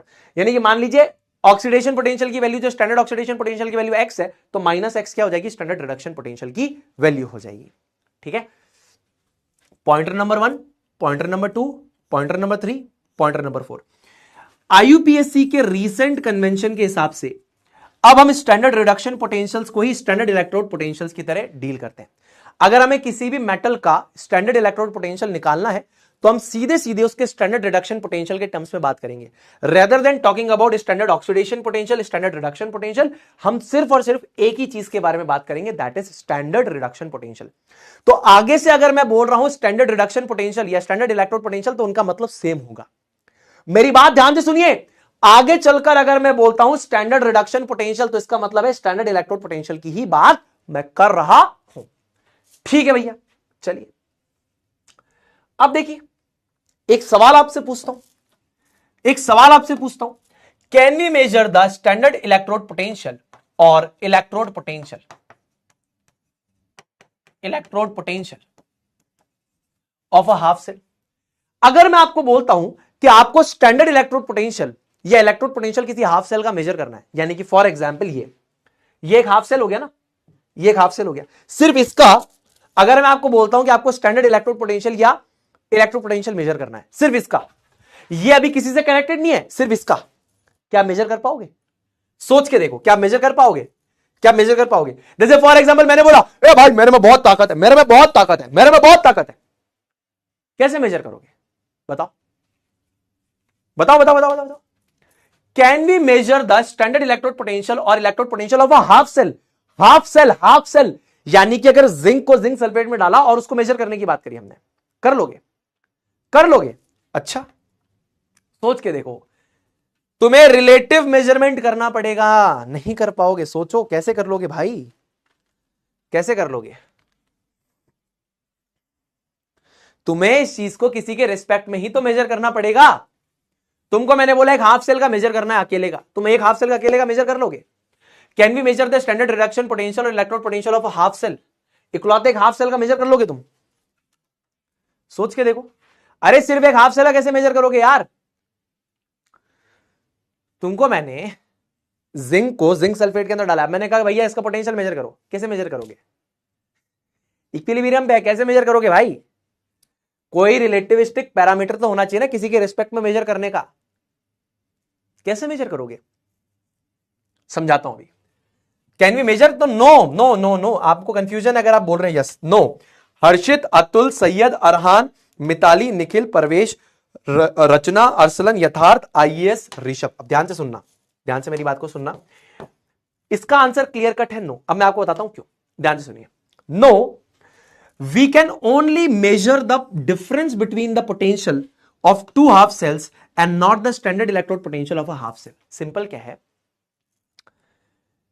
आप इस हाफ सेल को जब दूसरे हाफ सेल से कनेक्ट करेंगे तब आप इनके बीच के पोटेंशियल डिफरेंस को मेजर कर सकते हैं। पोटेंशियल मेजर नहीं हो सकता, आप समझिए। अगर आपको किसी ने बोला है कि आप एक पर्टिकुलर सेल है आपके पास जिंक और जिंक सल्फेट उसमें डला हुआ है और आप इनके बीच में पोटेंशियल डिफरेंस मेजर कर लोगे, तो नहीं हो पाएगा। जैसे अगर मैं सिर्फ दिन भर ऐसे बोलता रहता हूं और मेरे में बहुत ताकत है, मेरे में बहुत ताकत है, मेरे में बहुत ताकत है, तुम कैसे मेजर करोगे? तुम मान लोगे मेरे में ताकत है? ध्यान से सुनना, मैं बोल रहा हूं मैं जिंक हूं और मेरे में बहुत ताकत है, मेरे में बहुत ताकत है, बहुत ज्यादा ताकत है मेरे में, कैसे मेजर करोगे? मेरी लड़ाई कराओगे ना किसी से। मान लो मैं हूं जिंक, मैं जिंक सल्फेट में रहता हूं और मैं दिन भर चिल्ला रहा हूं मेरे में बहुत ताकत है, बहुत ज्यादा ताकत है मेरे अंदर, लड़ाई करके दिखाओ मेरे से, बहुत ताकत है मेरे में। तो क्या करोगे तुम बोलोगे ना रे बावड़े की लड़ाई करा के दिखाओ तो माने इसमें कितना दम है। तो लड़ाई कराओगे तो पता लगेगा ना मेरे में कितना दम है, या ऐसे मैंने बोल दिया तुमने मान लिया। तो हमेशा रिलेटिवली किसी चीज को मेजर किया जाता है। यहां पे अगर आप मेजर करोगे तो now you can only measure the difference between the potential of two half cells. अगर मैं इसके कंपैरिजन में एक और हाफ सेल लगा देता हूं, अब इसके रिस्पेक्ट में बताऊंगा। जैसे मान लो एक मैं हूं और एक और मान लो कॉपर है, कॉपर भी कह रहा है मेरे में बहुत ताकत है, मैं कह रहा हूं मेरे में ताकत है, कॉपर कह रहा है मेरे में भी ताकत है। कैसे? एक कॉमन बंदा ले आओगे तुम, हाइड्रोजन फॉर एग्जांपल। अब हम दोनों लड़ाई कर रहे हैं, या तो मैंने इसके घुसे की मारी या तो ये मेरे घुसे की मारेगा और दांत निकाल देगा। सेम कॉपर के केस में भी ऐसे होगा। तो पोटेंशियल डिफरेंस आप मेजर कर सकते हो, समझ रहे हो मेरी बात? We can only measure the difference between the potential of two half cells and not the standard electrode potential of a half cell. तो ना तो आप स्टैंडर्ड इलेक्ट्रोड पोटेंशियल को मेजर कर सकते हो, ना ही आप इलेक्ट्रोड पोटेंशियल को मेजर कर सकते हो। आप दो हाफ सेल्स के बीच के पोटेंशियल डिफरेंस को मेजर कर सकते हो, यह बात आपके दिमाग में आनी चाहिए। अब यहां पर मैं हूं जिंक, मैं कह रहा हूं मेरे में ताकत है, मेरे में ताकत है, मेरे में ताकत है। तो आपने कहा चलो हम एक फाइटर लेके आते हैं, उसका नाम है हाइड्रोजन। तो जिंक, तुम्हारी लड़ाई हाइड्रोजन से होगी और तुमको यह साबित करना है कि किसमें ज्यादा ताकत है। फिर कॉपर की लड़ाई भी हम हाइड्रोजन से कराएंगे और देखेंगे किसमें ज्यादा ताकत है। डन है, चलो चालू करते हैं। तो अब मेरे को अगर मेजर करना है, पोटेंशियल डिफरेंस मेजर करना है, भाई ये साबित करना है कि जिंक में ज्यादा ताकत है, कॉपर में ज्यादा ताकत है, तो इसके लिए हम हाइड्रोजन को लेके आ गए। ठीक है, तो यहां पर हमने एक इलेक्ट्रोड लेके आए, हम स्टैंडर्ड हाइड्रोजन इलेक्ट्रोड। अब जब भी वर्ड स्टैंडर्ड आ जाए, ये है शी, स्टैंडर्ड हाइड्रोजन इलेक्ट्रोड। तो आज के बाद जब भी तुम बोलो ही या शी, तो शी से तो आना चाहिए स्टैंडर्ड हाइड्रोजन इलेक्ट्रोड, इस शी। स्टैंडर्ड वर्ड का मतलब है टेम्परेचर 25 डिग्री सेल्सियस होगा, प्रेशर 1 atm होगा, इलेक्ट्रोलाइट की कंसंट्रेशन 1 मोलर होगी। सिंपल। अब स्टैंडर्ड हाइड्रोजन इलेक्ट्रोड के अंदर होता क्या है, अगेन वही बात है, टेम्परेचर 25 डिग्री सेल्सियस होगा, हाइड्रोजन गैस जो यहां पर होगी that is at a pressure of 1 atmospheric pressure, ठीक। साथ ही साथ इलेक्ट्रोलाइट की कंसेंट्रेशन 1 मोलर होगी। अब इलेक्ट्रोलाइट कौन सा होगा, हाइड्रोजन के केस में इलेक्ट्रोलाइट जो हम ले रहे हैं, हम कोई भी एसिड ले सकते हैं, या तो हम H2SO4 ले सकते हैं, HCl ले सकते हैं, कोई भी ऐसा एसिड लेंगे जो कि H+ आयंस को डोनेट करता हो।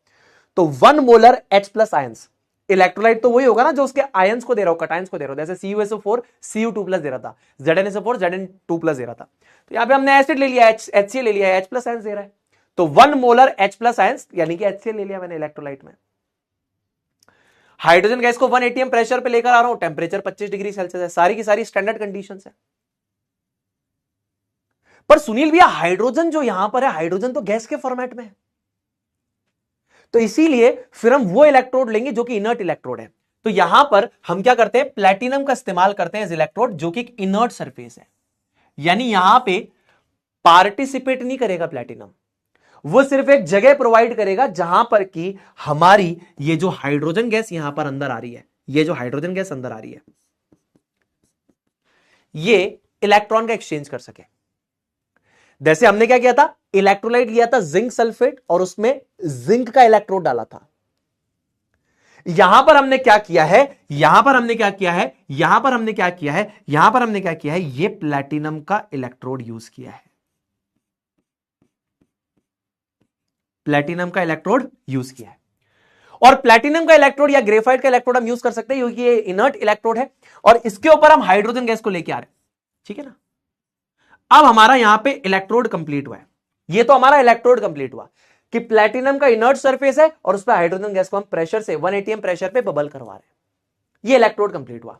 इलेक्ट्रोलाइट कैसे कंप्लीट होगा, इलेक्ट्रोलाइट हमने यहां पे लिया है 1 मोलर H+ लिया है, और 1 मोलर H+ किसके माध्यम से आ रहा है, एसिड के माध्यम से आ रहा है। इलेक्ट्रोड जैसे वहां पर हमारे पास जिंक का इलेक्ट्रोड था, जिंक सल्फेट का इलेक्ट्रोलाइट था, यहां पर हमारे पास जो इलेक्ट्रोलाइट है 1 मोलर HCl यानी कि जिससे H+ आयंस आएंगे वो है, और यहां पर हमारे पास हाइड्रोजन गैस आ रही है 1 atm प्रेशर पे प्लैटिनम इलेक्ट्रोड पे। ये हमारा इलेक्ट्रोड वाला पार्ट कंप्लीट कर रहा है, क्लियर जी। तो यहां पर भी जैसे फॉर एग्जांपल जिंक के केस में इक्विलिब्रियम था, कॉपर के केस में इक्विलिब्रियम था, हाइड्रोजन के केस में भी इक्विलिब्रियम होगा जो इस प्रकार दिखेगा कि हाइड्रोजन गैस यहां पर क्या करेगी, इलेक्ट्रॉन्स को लूज करेगी, 2 इलेक्ट्रॉन्स को लूज करके H+ आयंस बनाएगी। सिमिलरली सॉल्यूशन में प्रेजेंट H+ आयंस इलेक्ट्रॉन्स को गेन करके हाइड्रोजन गैस बनाएंगे और इनके बीच में एक इक्विलिब्रियम एस्टेब्लिश्ड होगा। यहां पर भी जाहिर सी बात है कि यहां पर भी एक पोटेंशियल डिफरेंस आने वाला है, और पोटेंशियल डिफरेंस जो कि इक्विलिब्रियम पर हम देखेंगे, मेजर्ड एट इक्विलिब्रियम। सुनील भाई यहां पर भी हम इक्विलिब्रियम की बात करते हैं क्या, हाँ यहां पर भी तो इक्विलिब्रियम की बात करी थी हमने। तो इक्विलिब्रियम जब अटेन हो जाए यानी कि फॉरवर्ड और बैकवर्ड रिएक्शन की स्पीड बराबर हो जाए, इक्विलिब्रियम पर होने वाले पोटेंशियल डिफरेंस को हम इलेक्ट्रोड पोटेंशियल कह रहे थे। लेकिन इसी चीज को अगर हम स्टैंडर्ड कंडीशंस पे देखें, temperature 25 degree Celsius, pressure 1 atm, electrolyte की कंसेंट्रेशन 1 मोलर, यानी स्टैंडर्ड कंडीशंस पे देखें और हाइड्रोजन की बात करें तो यहां पर वो कुछ इस प्रकार दिखता है। क्लियर है बात, छोटी सी बात थी, कामना करता हूं क्लियर है। तो एक बात बच्चे बोलते हैं कि सुनील भी हमारी किताब में जो standard electrode potential of hydrogen है वो 0 है। अरे मेरे भाई उसको 0 जानबूझ के दिया है, वो एक्चुअल में 0 नहीं है, वो 0 इसीलिए दिया हुआ है, 0 इसीलिए दिया हुआ है ताकि हम इसके रिस्पेक्ट में बाकी की वैल्यूज को मेजर कर सके कि 0 से कितनी ज्यादा है या 0 से कितनी कम है, उसको जानबूझ के 0 असाइन किया गया है। तो याद रखिएगा, the standard electrode potential of hydrogen electrode is considered to be 0 volt. इसको 0 वोल्ट माना गया है पोटेंशियल डिफरेंस को, because it is used to measure the standard electrode potential of other metals. बहुत सारे बच्चों के दिमाग में सवाल आता है कि हाइड्रोजन के केस में क्या यहां पे पोटेंशियल डिफरेंस 0 होगा? नहीं होगा, पर हमने इसको माना है ताकि इसके रिस्पेक्ट में बाकी हम जो मेटल्स हैं उसकी वैल्यू को मेजर कर सकें। तो मान लो हाइड्रोजन आ रहा था मेरे से लड़ने के लिए, तुमने कहा कि सुनील भैया की ताकत को हमको देखना है, कॉपर की ताकत को हमको देखना है, तो हाइड्रोजन को हम एक वैल्यू असाइन कर देते हैं। अब देखते हैं कि जिंक में ज्यादा ताकत है या कॉपर में ज्यादा ताकत है। तुमने इसको एक वैल्यू दे दी 0। 0 से या तो सुनील भैया ज्यादा होंगे या कम होंगे, 0 से या तो कॉपर ज्यादा होगा या तो कम होगा। इस बेसिस पे तुम्हें हमारी ताकत के बारे में अंदाजा हो जाएगा। मेरी बात समझ में आ रही है कि नहीं आ रही है? हाइड्रोजन को 0 वोल्ट असाइन कर दिया, मैं इससे लड़ूंगा, या तो मेरी वैल्यू 0 से ज्यादा आएगी या 0 से कम आएगी। कॉपर लड़ेगा या तो कॉपर की वैल्यू 0 से ज्यादा आएगी या 0 से कम आएगी। इस बेसिस पे तुम क्या बता दोगे कि जिंक ज्यादा ताकतवर है या कॉपर ज्यादा ताकतवर है? क्लियर है जी? सुनील भैया, सुनील भैया हाइड्रोजन के रिस्पेक्ट में निकलेगा? हां।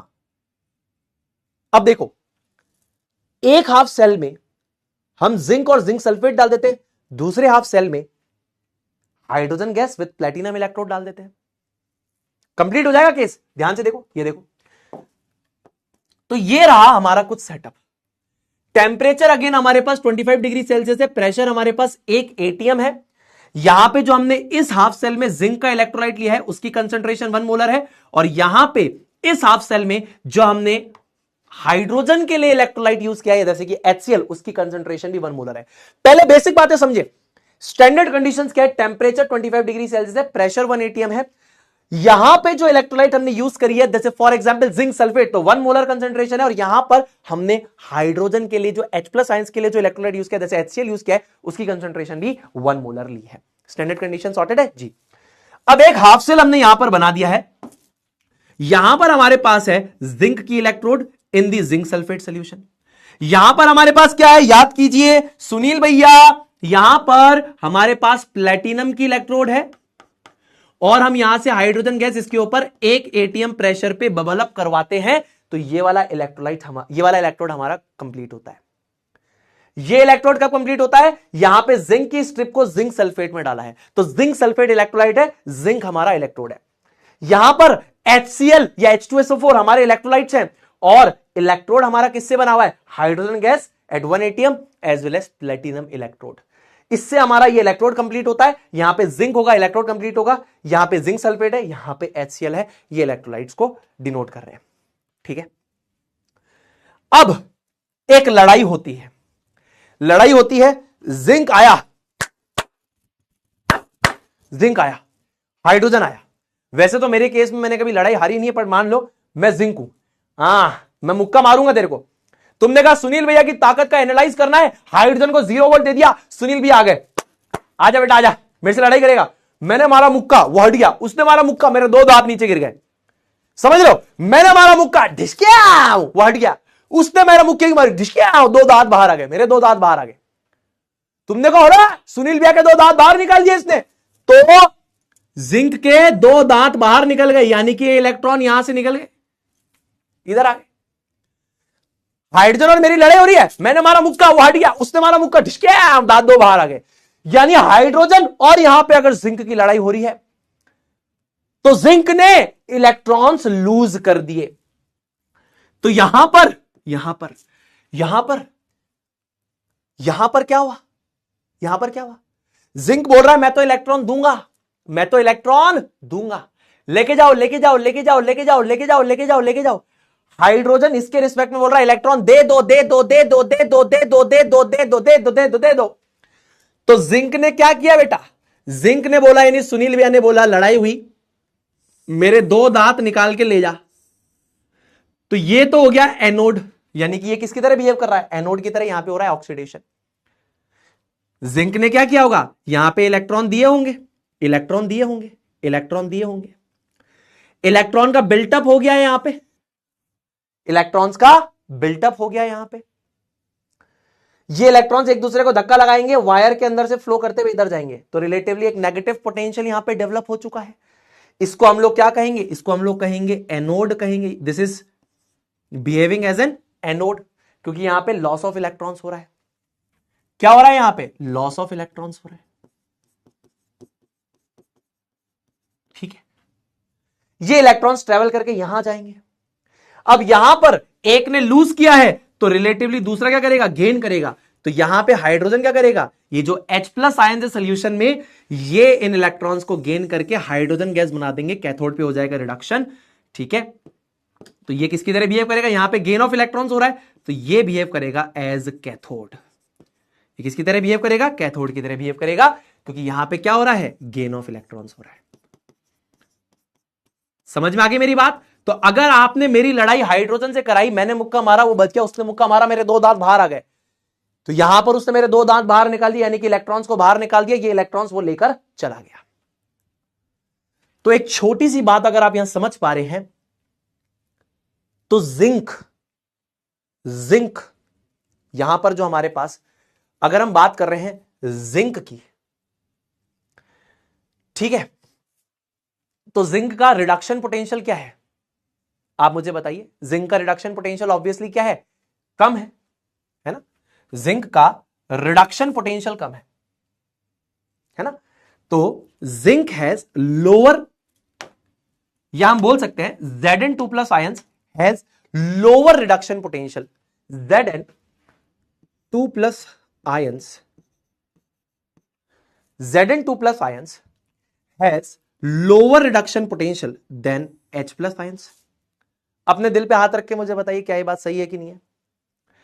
यहां पर जो Zn2 प्लस आयंस थे हमारे पास सोल्यूशन के अंदर, उन Zn2 प्लस आयंस का जो रिडक्शन पोटेंशियल था, रिडक्शन पोटेंशियल का मतलब क्या होता है, tendency to accept electrons. Reduction potential का मतलब क्या है, टेंडेंसी टू, रिडक्शन पोटेंशियल का मतलब क्या है, टेंडेंसी टू एक्सेप्ट इलेक्ट्रॉन्स। ठीक है, तो Zn2 प्लस आयंस यहां पे इलेक्ट्रॉन एक्सेप्ट नहीं कर रहे हैं, लेकिन H प्लस आयंस यहां पर इलेक्ट्रॉन्स एक्सेप्ट कर रहे हैं। तो हमारे पास 2 कैटायंस थे, Zn2 प्लस भी इलेक्ट्रॉन्स को एक्सेप्ट कर सकते थे, H प्लस भी इलेक्ट्रॉन्स को एक्सेप्ट कर सकते थे, लेकिन इलेक्ट्रॉन एक्सेप्ट किसने किया, H प्लस ने किया।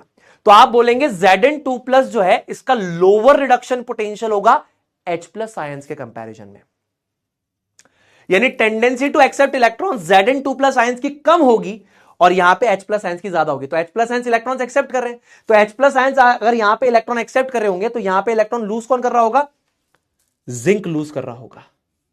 तो जिंक की क्या हो जाएगी, ऑक्सीडेशन हो जाएगी।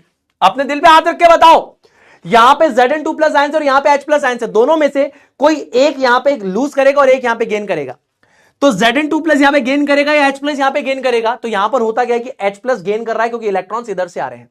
इसका मतलब जिंक यहां पे इलेक्ट्रॉन्स को लूज कर रहा होगा, जिंक ने लूज किया तभी तो H प्लस ने यहां पे गेन किया। तो हम ये बोलेंगे कि Zn2 plus has lower reduction potential than H plus, यानी कि इलेक्ट्रॉन्स को एक्सेप्ट करने की जो टेंडेंसी है Zn2 प्लस आयंस की, वो कम है H प्लस आयंस के कंपैरिजन में। यानी H प्लस आयंस यहां पे इलेक्ट्रॉन्स को एक्सेप्ट करेंगे, तो जिंक यहां पे क्या करेगा, इलेक्ट्रॉन्स को लूज करेगा। तो यहां पे H प्लस आयंस जो है दिस विल गेट रिड्यूस्ड, वो यहां पे जाके रिड्यूस होंगे, जिंक यहां पे ऑक्सीडाइज होगा। और स्टैंडर्ड इलेक्ट्रोड पोटेंशियल, यानी जिसको स्टैंडर्ड रिडक्शन पोटेंशियल कहते हैं हम लोग, वो हम कैसे डिफाइन करेंगे। अभी मैंने आपको बताया था स्टैंडर्ड इलेक्ट्रोड पोटेंशियल या स्टैंडर्ड रिडक्शन पोटेंशियल को हम कैसे मेजर करते हैं, हम मेजर करते हैं with the help of hydrogen electrode. तो स्टैंडर्ड हाइड्रोजन इलेक्ट्रोड के रिस्पेक्ट में हमने यहां पर क्या किया, इस इलेक्ट्रोड के पोटेंशियल को मेजर किया। तो हम एक्चुअली में हमेशा एक पोटेंशियल डिफरेंस को मेजर करते हैं। We actually measure the potential difference between these two electrodes. समझ में आ रहा है, इस इलेक्ट्रोड में जो पोटेंशियल डिफरेंस आ रहा है उसको मेजर नहीं कर सकते हम, इस इलेक्ट्रोड और इस इलेक्ट्रोड के बीच के पोटेंशियल डिफरेंस को हम मेजर करते हैं। मेरी बात समझ में आ रही है, कितनी गहरी बात कह रहा हूं। इधर जो पोटेंशियल डिफरेंस जनरेट होता है that is called as electrode potential. अगर देखोगे कंडीशन में देखोगे तो स्टैंडर्ड इलेक्ट्रोड पोटेंशियल, लेकिन इसको मेजर नहीं कर सकते आप इस हाफ सेल को दूसरे हाफ सेल से कनेक्ट करोगे, तब जाके आप इनके बीच में जो पोटेंशियल डिफरेंस को मेजर करोगे, that is called as the standard electrode potential और द स्टैंडर्ड रिडक्शन पोटेंशियल। इस पोटेंशियल डिफरेंस को आप मेजर एक्चुअली में इसको मेजर कर पाते हो। तो एक्चुअली में आप दो सेल्स के बीच का पोटेंशियल डिफरेंस मेजर कर पाते हो। ठीक है, तो यहां पर स्टैंडर्ड इलेक्ट्रोड पोटेंशियल या फिर स्टैंडर्ड रिडक्शन पोटेंशियल एक्चुअली में इन दोनों के बीच का जो हमने डिफरेंस यहां पे मेजर किया है ना, तो ये क्या हो जाएगा, मैंने अभी बताया था स्टैंडर्ड रिडक्शन पोटेंशियल कैसे लिखते हैं हम लोग, ये देखिए स्टैंडर्ड रिडक्शन पोटेंशियल कैसे लिखते हैं, ऐसे लिखते हैं स्टैंडर्ड रिडक्शन पोटेंशियल को। तो स्टैंडर्ड रिडक्शन पोटेंशियल हम यहां पे कैसे लिखेंगे, ये हो जाएगा, और इसकी वैल्यू जो हमारे पास आती है, इसकी जो वैल्यू हमारे पास आती है that comes out to be -0.76 volt. कितनी आती है, -0.76 वोल्ट आती है। ये -0.76 वोल्ट क्यों आती है, क्योंकि यहां पे Zn2+ से Zn बनने की जो टेंडेंसी है वो माइनस में क्यों जा रही है, क्योंकि यहां पर हमने हाइड्रोजन को कितनी वैल्यू असाइन करी थी, 0 असाइन करी थी। छोटी सी बात सुनो और समझो, यहां पे इस वैल्यू को 0 असाइन किया था, तो इससे भी कम टेंडेंसी है इलेक्ट्रॉन्स को एक्सेप्ट करने की, तो इसीलिए Zn2+ से Zn बनने की टेंडेंसी नेगेटिव में चली जाती है, क्योंकि हमने H+ टू H2 की जो टेंडेंसी है उसकी 0 वोल्ट असाइन किया है। मेरी बात समझ में आ रही है कि नहीं आ रही है? यानी अगर मैं बोलता हूं E0 from H+ to H2 that is 0 volt, अगर ये 0 है तो H+ इलेक्ट्रॉन गेन करके H2 बनाता है, इसको हमने 0 असाइन किया है, इससे भी कम टेंडेंसी है इसकी इलेक्ट्रॉन को एक्सेप्ट करने के लिए, तो नेगेटिव आएगी ना, उससे भी कम है, 0 से कम है, तो -0.76 माइनस साइन इसीलिए आता है। ठीक है, ये छोटी सी बात आपको समझ में आएगी नहीं आई, ये थोड़ा सा डीप कंसेप्ट था, समझ में आई? अरे मैं आपको बात समझा पा रहा हूं कि नहीं समझा पा रहा, पहले मेरे को इतना बताओ, ये बात आपको समझ में आ रही कि नहीं आ रही? छोटी सी बात बताओ, ये डीप कंसेप्ट से समझ में आ रही कि नहीं आ रही? किताब में नहीं दे रखा, ये मैं समझा रहा हूं अलग से, किताब में नहीं दे रखा, ये मैं बता रहा हूं आपको अलग से। आपको छोटा सा एक रिकैप भी दे देता हूं। अगर मैंने आपको बोला कि ये हाफ सेल अकेला पड़ा हुआ है, ये हाफ सेल यहां अकेला पड़ा हुआ है, तो क्या आप यहां वाला जो पोटेंशियल डिफरेंस इसको मेजर कर सकते हो? तो आंसर इसका नहीं। एक बार फिर बताता हूं, देखो यहां जो पोटेंशियल डिफरेंस है, अगर मैंने आपको बोला कि आप इस पोटेंशियल डिफरेंस को मेजर कर सकते हो, तो रीजन है इसका नहीं, आप इसको मेजर नहीं कर सकते। तो फिर हम क्या मेजर कर सकते हैं? हम मेजर कर सकते हैं, अगर हम इन दोनों इलेक्ट्रोड्स के बीच में जो पोटेंशियल डिफरेंस आता है उसको मेजर कर सकते हैं यहां पे, इसको, इस पोटेंशियल डिफरेंस को हम मेजर कर सकते हैं यूजिंग अ वोल्टमीटर। ठीक है, अब सुनना, मेरी बात को ध्यान से सुनना, एक बार पूरा रिकैप देता हूं यहां पे। ठीक है, पूरा रिकैप देता हूं। सबसे पहली इंपॉर्टेंट बात हमने क्या करी, अगर हमारे पास यहां पर मेटल की इलेक्ट्रोड है और उसी मेटल का अगर हमारे पास इलेक्ट्रोलाइट है, तो इस मेटल की इलेक्ट्रोड और मेटल की इलेक्ट्रोलाइट में क्या होगा, यहां पर ये जो चार्जेस आ गए ना, इन चार्जेस के बीच में जो पोटेंशियल डिफरेंस होगा, अब ये जो चार्जेस आ रहे हैं इनके बीच में पोटेंशियल डिफरेंस कहां से आ रहा है? ये मेटल और मेटल की इलेक्ट्रोड के बीच में ही तो ये चार्जेस बन रहे हैं भाई, ये मेटल की इलेक्ट्रोड और मेटल की इलेक्ट्रोलाइट में ही तो चार्जेस बन रहे हैं। तो ये मेटल की इलेक्ट्रोड और मेटल की इलेक्ट्रोलाइट में ये जो चार्जेस बन रहे हैं, इनके बीच का पोटेंशियल डिफरेंस अंडर इक्विलिब्रियम हमारा इलेक्ट्रोड पोटेंशियल कहलाता है। अगर इसी इलेक्ट्रोड पोटेंशियल की बात मैं एक पर्टिकुलर कंडीशन पे कर दूं, यानी 25 degree Celsius 1 molar concentration of electrolyte और 1 atm प्रेशर, तो उसको बोलेंगे स्टैंडर्ड इलेक्ट्रोड पोटेंशियल। ठीक, अब स्टैंडर्ड इलेक्ट्रोड पोटेंशियल को E0 से डिनोट करते हैं। अब फॉर एग्जाम्पल एक मेटल जो है वो इस तरीके से ऑक्सीडेशन शो कर रहा है और एक मेटल जो है रिडक्शन शो कर रहा है। फॉर एग्जाम्पल इसकी ऑक्सीडेशन की टेंडेंसी ज्यादा है, इसकी रिडक्शन की टेंडेंसी ज्यादा है। तो स्टैंडर्ड इलेक्ट्रोड पोटेंशियल्स को हम कैसे डिफाइन करेंगे? हम लिखेंगे E0, ये कहां से कहां जा रहा है? M से Mn प्लस तक जा रहा है, तो M to Mn plus, this is standard oxidation potential. ये Mn, ये बेसिकली Mn प्लस से M तक जा रहा है, यानी इलेक्ट्रॉन्स को गेन कर रहा है, this is called as standard reduction potential. Standard reduction potential is always the minus of standard oxidation potential. और आज हम स्टैंडर्ड रिडक्शन पोटेंशियल को ही स्टैंडर्ड इलेक्ट्रोड पोटेंशियल मानते हैं, यानी कि हर जगह हम इस वैल्यू को ही हमारा स्टैंडर्ड इलेक्ट्रोड पोटेंशियल मानेंगे। फिर मैंने आगे बताया कि कभी भी आप हाफ सेल का स्टैंडर्ड इलेक्ट्रोड पोटेंशियल या इलेक्ट्रोड पोटेंशियल डिफाइन कर सकते हो, निकाल सकते हो, नहीं निकाल सकते। आपको क्या करना पड़ेगा? आप दो हाफ सेल्स के बीच का पोटेंशियल डिफरेंस मेजर कर सकते हो, कभी भी इंडिविजुअल हाफ सेल का स्टैंडर्ड इलेक्ट्रोड पोटेंशियल नहीं निकाल सकते। यानी कि अगर आपको इसका ताकत निकालनी है तो आपकी उसकी लड़ाई किसी स्टैंडर्ड इंसान से करानी पड़ेगी। जैसे फॉर एग्जाम्पल मैंने बोला मैं ताकतवर हूं, कॉपर ने बोला कॉपर ताकतवर है, तो आपको इसकी लड़ाई एक कॉमन इंसान से, इसकी भी लड़ाई कराओ, मेरी भी लड़ाई कराओ, और इसको एक वैल्यू असाइन करो। इसके रिस्पेक्ट में मैं ताकतवर हूं या कमजोर हूं, इसके रिस्पेक्ट में ये ताकतवर या कमजोर है, ये आपको निकालना पड़ेगा। तो यहां पर हमने क्या करा, स्टैंडर्ड हाइड्रोजन इलेक्ट्रोड लिया। अब स्टैंडर्ड हाइड्रोजन इलेक्ट्रोड में स्टैंडर्ड कंडीशंस क्या होती हैं? अगेन टेम्परेचर 25 डिग्री सेल्सियस होता है, हमारे पास प्रेशर 1 atm होता है, इलेक्ट्रोलाइट 1 मोलर कंसेंट्रेशन का होगा। तो इलेक्ट्रोलाइट हमने क्या यूज किया, कोई भी एसिड यूज करा जो कि H+ आयंस को डिनोट करेगा या देगा, और उसकी कंसेंट्रेशन 1 मोलर होगी। पर हाइड्रोजन गैस तो सॉलिड नहीं है, तो इलेक्ट्रोड हमको कौन सी यूज करनी पड़ेगी? हाइड्रोजन गैस तो यहां पे सॉलिड नहीं है, तो हमने इलेक्ट्रोड यूज करी यहां पे इनर्ट इलेक्ट्रोड प्लैटिनम की, और फर्दर इस पे हम लोग क्या करेंगे, हाइड्रोजन गैस को बबल अप करवाएंगे 1 atm प्रेशर पे। टेम्परेचर अभी भी 25 डिग्री सेल्सियस है, प्रेशर हमारे पास 1 atm है। इलेक्ट्रोड हमारी कैसे कंप्लीट होगी? जब हमारे पास प्लैटिनम इलेक्ट्रोड के ऊपर यहां पे हाइड्रोजन गैस आएगा, तो that will complete our electrode. Electrolyte हमारे पास क्या है, 1 मोलर HCl सॉल्यूशन है। अब यहां पर भी एक इक्विलिब्रियम एस्टेब्लिश हो जाएगा, जो कि कुछ इस प्रकार हमको दिखता है। लेकिन हम लोग जो स्टैंडर्ड रिडक्शन पोटेंशियल यानी कि स्टैंडर्ड इलेक्ट्रोड पोटेंशियल की अगर हम बात करें, that is E0 H+2 H2 की अगर हम बात करते हैं, इसकी बात करते हैं, तो ये 0 हम असाइन करते हैं, और 0 इसीलिए असाइन करते हैं ताकि दूसरे मेटल्स का इसके रिस्पेक्ट में एक पॉजिटिव या नेगेटिव वैल्यू डिटरमाइन कर सके। ठीक है, अब ये एक्चुअली में क्या है, आप समझदार व्यक्ति हैं, ये हमारे पास स्टैंडर्ड रिडक्शन पोटेंशियल है, और स्टैंडर्ड रिडक्शन पोटेंशियल ही हमारा स्टैंडर्ड इलेक्ट्रोड पोटेंशियल माना गया है IUPAC के द्वारा। ठीक है, चलिए आगे चलते हैं। अब हमने यहां पर क्या किया, इस चीज को थोड़ा सा ध्यान से सुनिएगा। एक हाफ सेल के अंदर हमने जिंक का इलेक्ट्रोड लिया और जिंक सल्फेट ले लिया। जिंक सल्फेट जो है हमारे पास 1 मोलर है, क्योंकि हमको क्या करना है, स्टैंडर्ड इलेक्ट्रोड पोटेंशियल निकालना है। दूसरा यहां पर हमने जब लिया बीकर, तो इसके अंदर हमारे पास क्या है, अगेन हाइड्रोजन गैस है, प्लैटिनम इलेक्ट्रोड पे बबल होगी 1 atm प्रेशर पे।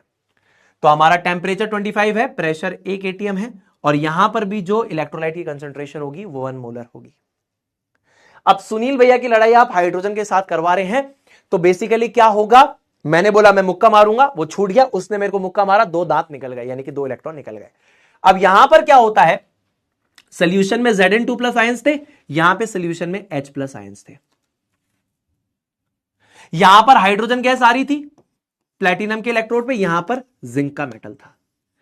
तो यहां पर किसी एक को इलेक्ट्रॉन लूज करना पड़ेगा, किसी एक को गेन करना पड़ेगा। तो यहां पे जिंक ने क्या किया, जिंक ने इलेक्ट्रॉन्स को लूज करा, तो यहां पे इलेक्ट्रॉन्स जमा हो गए, वो आगे इलेक्ट्रॉन्स को पुश करेंगे, वो इलेक्ट्रॉन्स धीरे धीरे यहां पे ट्रेवल करके जाएंगे, यानी यहां पर हो गया लॉस ऑफ इलेक्ट्रॉन्स। और यहां पर क्या हो गया, इलेक्ट्रॉन्स आए तो H+ ने इलेक्ट्रॉन्स को गेन कर लिया यहां पे, तो यहां पर हो गया गेन ऑफ इलेक्ट्रॉन्स। समझ में आया जी? अब देखो, अगर मैं आपसे बात करूं कि सुनील भैया यहां पे Zn2+ भी तो इलेक्ट्रॉन गेन कर सकता था, और यहां पे H+ गेन कर सकता था, दोनों में से कौन, दोनों एक साथ गेन नहीं कर सकते, एक तरफ लॉस होगा, एक तरफ गेन होगा। तो Zn2+ का जो रिडक्शन पोटेंशियल है, यानी कि टेंडेंसी टू एक्सेप्ट इलेक्ट्रॉन्स है, वो H+ से क्या है, कम है। तो H+ बोलेगा कि मैं इलेक्ट्रॉन्स लूंगा, तो वो यहां से खींचेगा इलेक्ट्रॉन दो, तो जिंक यहां से इलेक्ट्रॉन्स को दे देगा। तो जिंक ने क्या किया, ऑक्सीडेशन शो किया, और यहां पे H+ का क्या हुआ, रिडक्शन हुआ। तो यहां पे ऑक्सीडेशन, यहां पे रिडक्शन।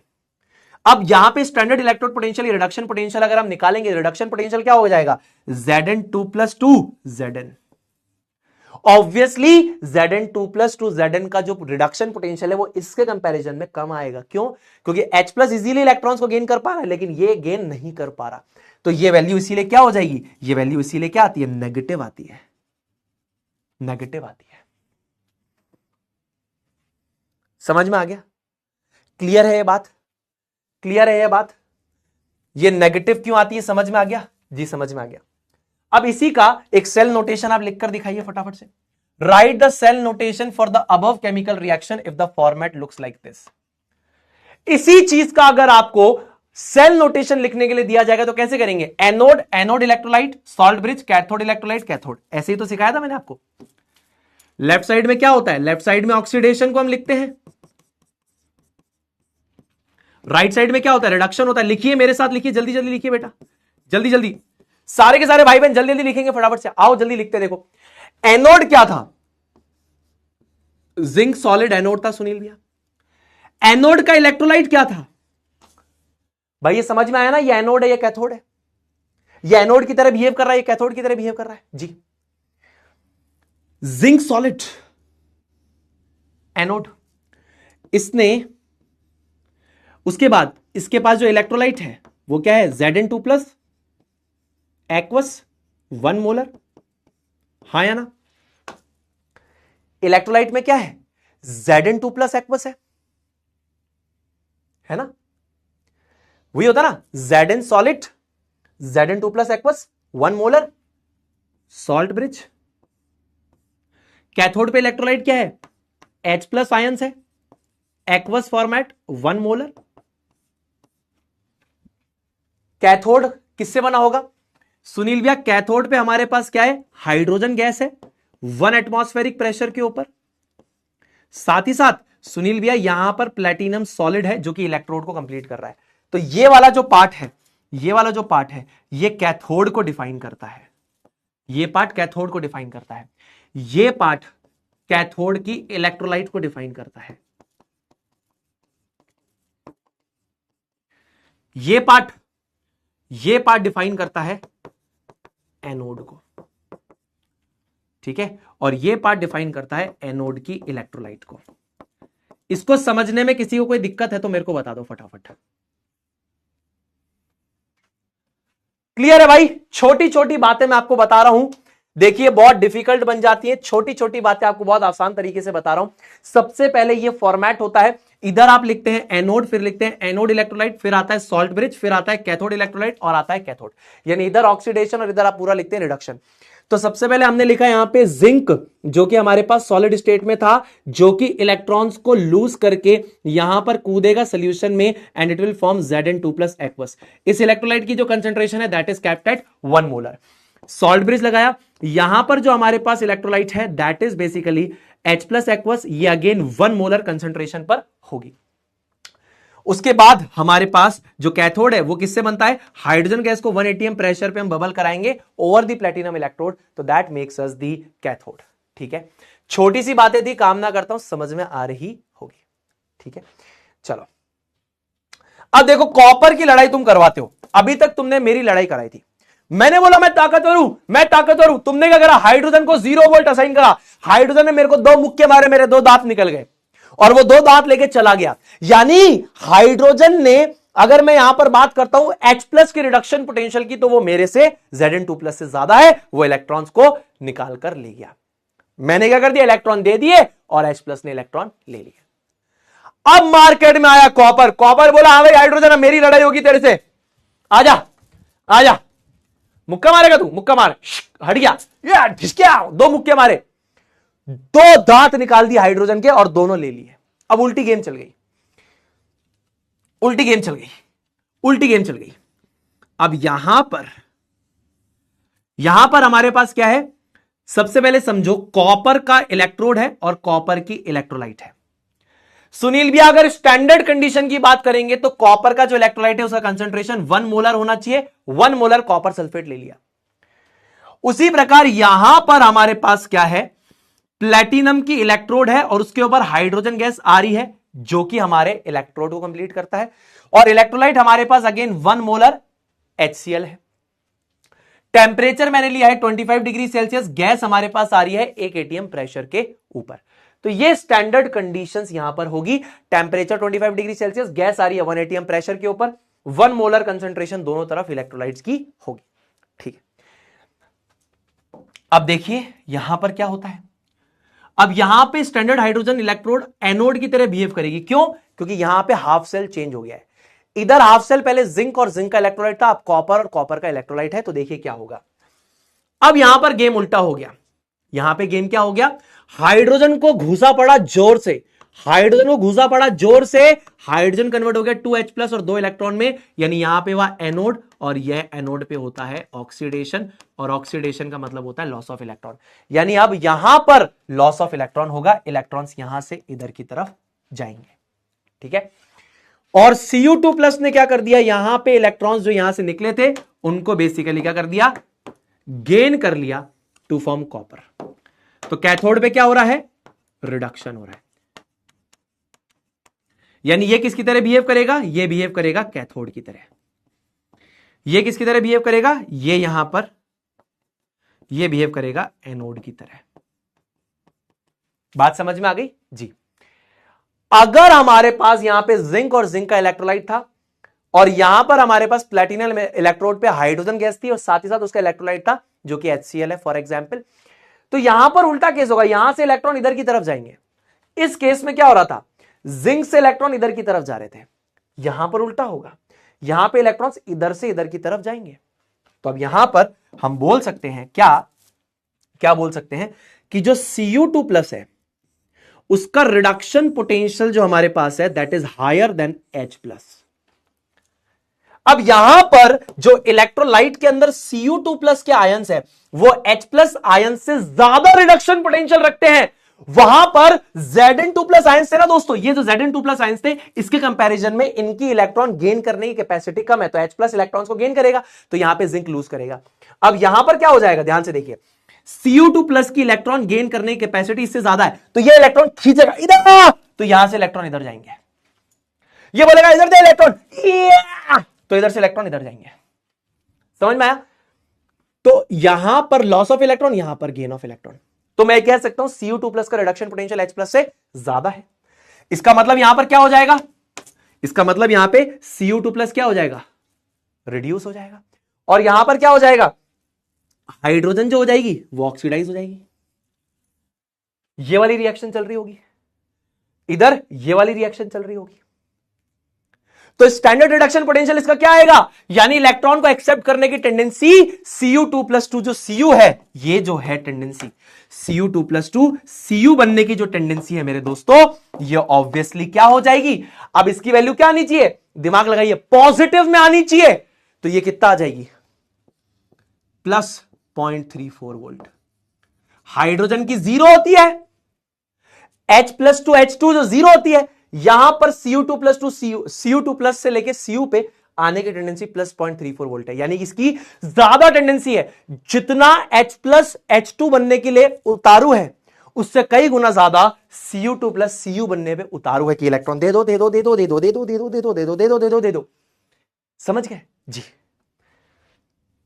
अब इसका बताइए, फटाफट से लिख के दिखाइए, जल्दी से लिख के दिखाओ इसका। Write the cell notation for the above chemical reaction if the format looks like this। जल्दी से बताओ, फटाफट से, जल्दी बताओ फटाफट से। बस ये लास्ट है, खत्म कर दूंगा, इसके बाद मैं और कुछ नहीं पढ़ाऊंगा। वैसे न्यूमेरिकल्स लेके आया था बट आज नहीं पढ़ाऊंगा, फिर इतना ही करता हूं, खत्म करते हैं इसके बाद। ठीक है, इतना ही करता हूं, उसके बाद खत्म करेंगे क्लास को। इतना बता दो, ओवरलोड नहीं होना चाहिए। अब देखो, एनोड और एनोड इलेक्ट्रोलाइट, तो यहां पे होगा ऑक्सीडेशन, आप ट्राई करिए, और इधर होगा रिडक्शन। अब सुनील भाई ऑक्सीडेशन कहां पे हो रहा है, ऑक्सीडेशन हो रहा है हाइड्रोजन की तरफ। तो सबसे पहले इसके एनोड को डिफाइन करते हैं, तो platinum hydrogen gas at 1 atm। ये हमारा एनोड बनाता है ना, कि प्लेटिनम का इनर्ट इलेक्ट्रोड पे हाइड्रोजन गैस 1 atm के प्रेशर पे आएगी, तो ये एनोड बनता है। एनोड का इलेक्ट्रोलाइट क्या है हमारे पास, H+ है, और वो एक्वस फॉर्मेट में है, उसकी कंसंट्रेशन 1 मोलर है। ये हो गया पूरा का पूरा। उसके बाद सॉल्ट ब्रिज आएगा। कैथोड इलेक्ट्रोलाइट हमारे पास क्या है, कैथोड इलेक्ट्रोलाइट में हमारे पास है Cu2+, एक्वस फॉर्मेट में है, 1 मोलर कंसंट्रेशन है हमारे पास, और कैथोड किसका बना है, कॉपर सॉलिड का बना है। ये हमारे पास क्या हो गया, ये हमारे पास हो गया कैथोड। ये हमारे पास क्या हो गया, कैथोड इलेक्ट्रोलाइट। ठीक, ये हमारे पास क्या हो गया, एनोड, एनोड ये रही, और ये हो गया एनोड इलेक्ट्रोलाइट। कामना करता हूं सभी की बुद्धि में ये सारी बातें यहां पे जारी है। सभी के दिमाग में सारी बातें यहां पे जा रही है, सभी को ये बातें समझ में आ रही है, बढ़िया तरीके से बात आपके दिमाग में एकदम 110% क्रिस्टल क्लियर है और आपको ये बात समझ में आ रही है।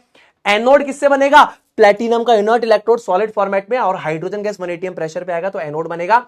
एनोड पे इलेक्ट्रोलाइट हमने लिया था H plus aqueous 1 molar concentration में, H प्लस आता है हमारे पास HCl से, और एक्वस का मतलब है कि पानी में डिसॉल्व है, तो H plus aqueous 1 molar concentration. 1 molar हमने क्यों लिया? क्योंकि स्टैंडर्ड कंडीशंस की बात कर रहे हैं। इधर हमारे पास यहां पर कैथोड इलेक्ट्रोलाइट में आ जाएगा Cu2 प्लस एक्वस फॉर्मेट में है, 1 मोलर कंसंट्रेशन है, और यहां पे कैथोड क्या हमारे पास कॉपर सॉलिड है। डन है? चलो, ऑल राइट ऑल राइट। आज की क्लास के लिए बस इतना ही रखते हैं, है ना, इतना ही रखते हैं आज की क्लास के लिए। अगर आपको समझ में आ गया तो एक बार आई भी लगा दीजिए फटाफट से, फटाफट से एक बार आई भी लगा दीजिए, जल्दी से एक बार आई भी लगा दीजिए, फटाफट से, फटाफट से एक बार आई भी लगा दो, जल्दी से एक बार आई भी लगा दो कि सवनील भी यहां पे समझ में आ गया है। ठीक है, बाकी का काम अगली क्लास में हम करेंगे, कोई दिक्कत वाली बात यहां पर नहीं है। होमवर्क में आज कुछ नहीं दूंगा, होमवर्क में आज कुछ नहीं दूंगा। ठीक है, डन है, ऑल राइट ऑल राइट मेरे दोस्तों। तो यहां पर होमवर्क जो है नो होमवर्क। ठीक है, चलो,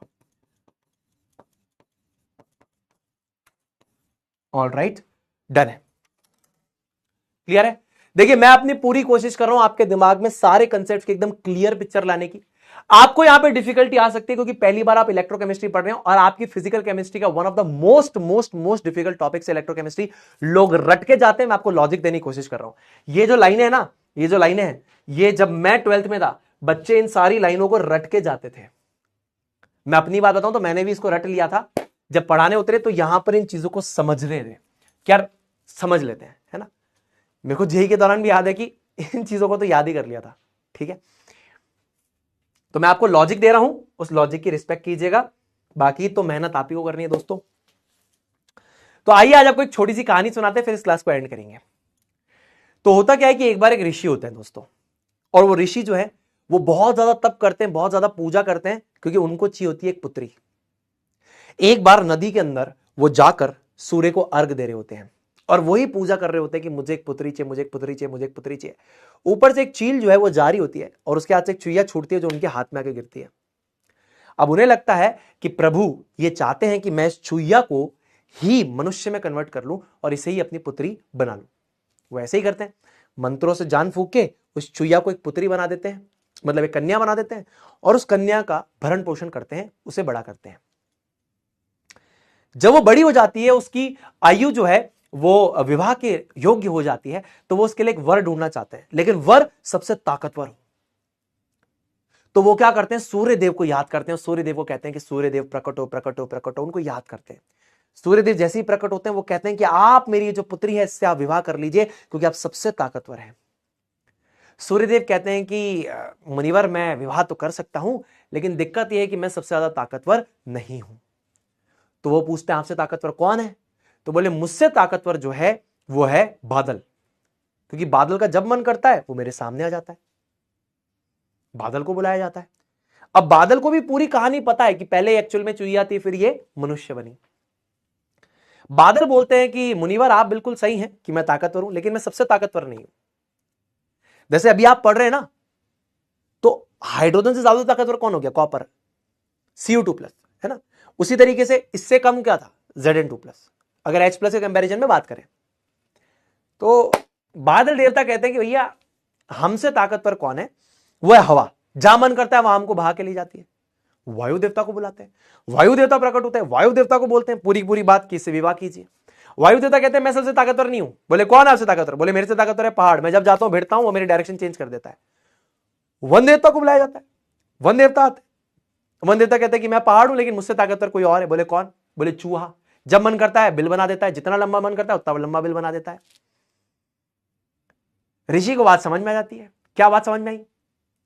कि ये चुईया थी, चुईया को आपने क्या बनाया? मनुष्य बनाया। मनुष्य बनाने के बाद आपने कोशिश करी कि सबसे ताकतवर इसको वर मिले, लेकिन घूम फिर के प्रकृति आपको ये बताना चाह रही है कि भैया इसका विवाह चूहे से कराइए। वो इसको फिर से चुईया बना देता है, चूहे से विवाह करा देता है।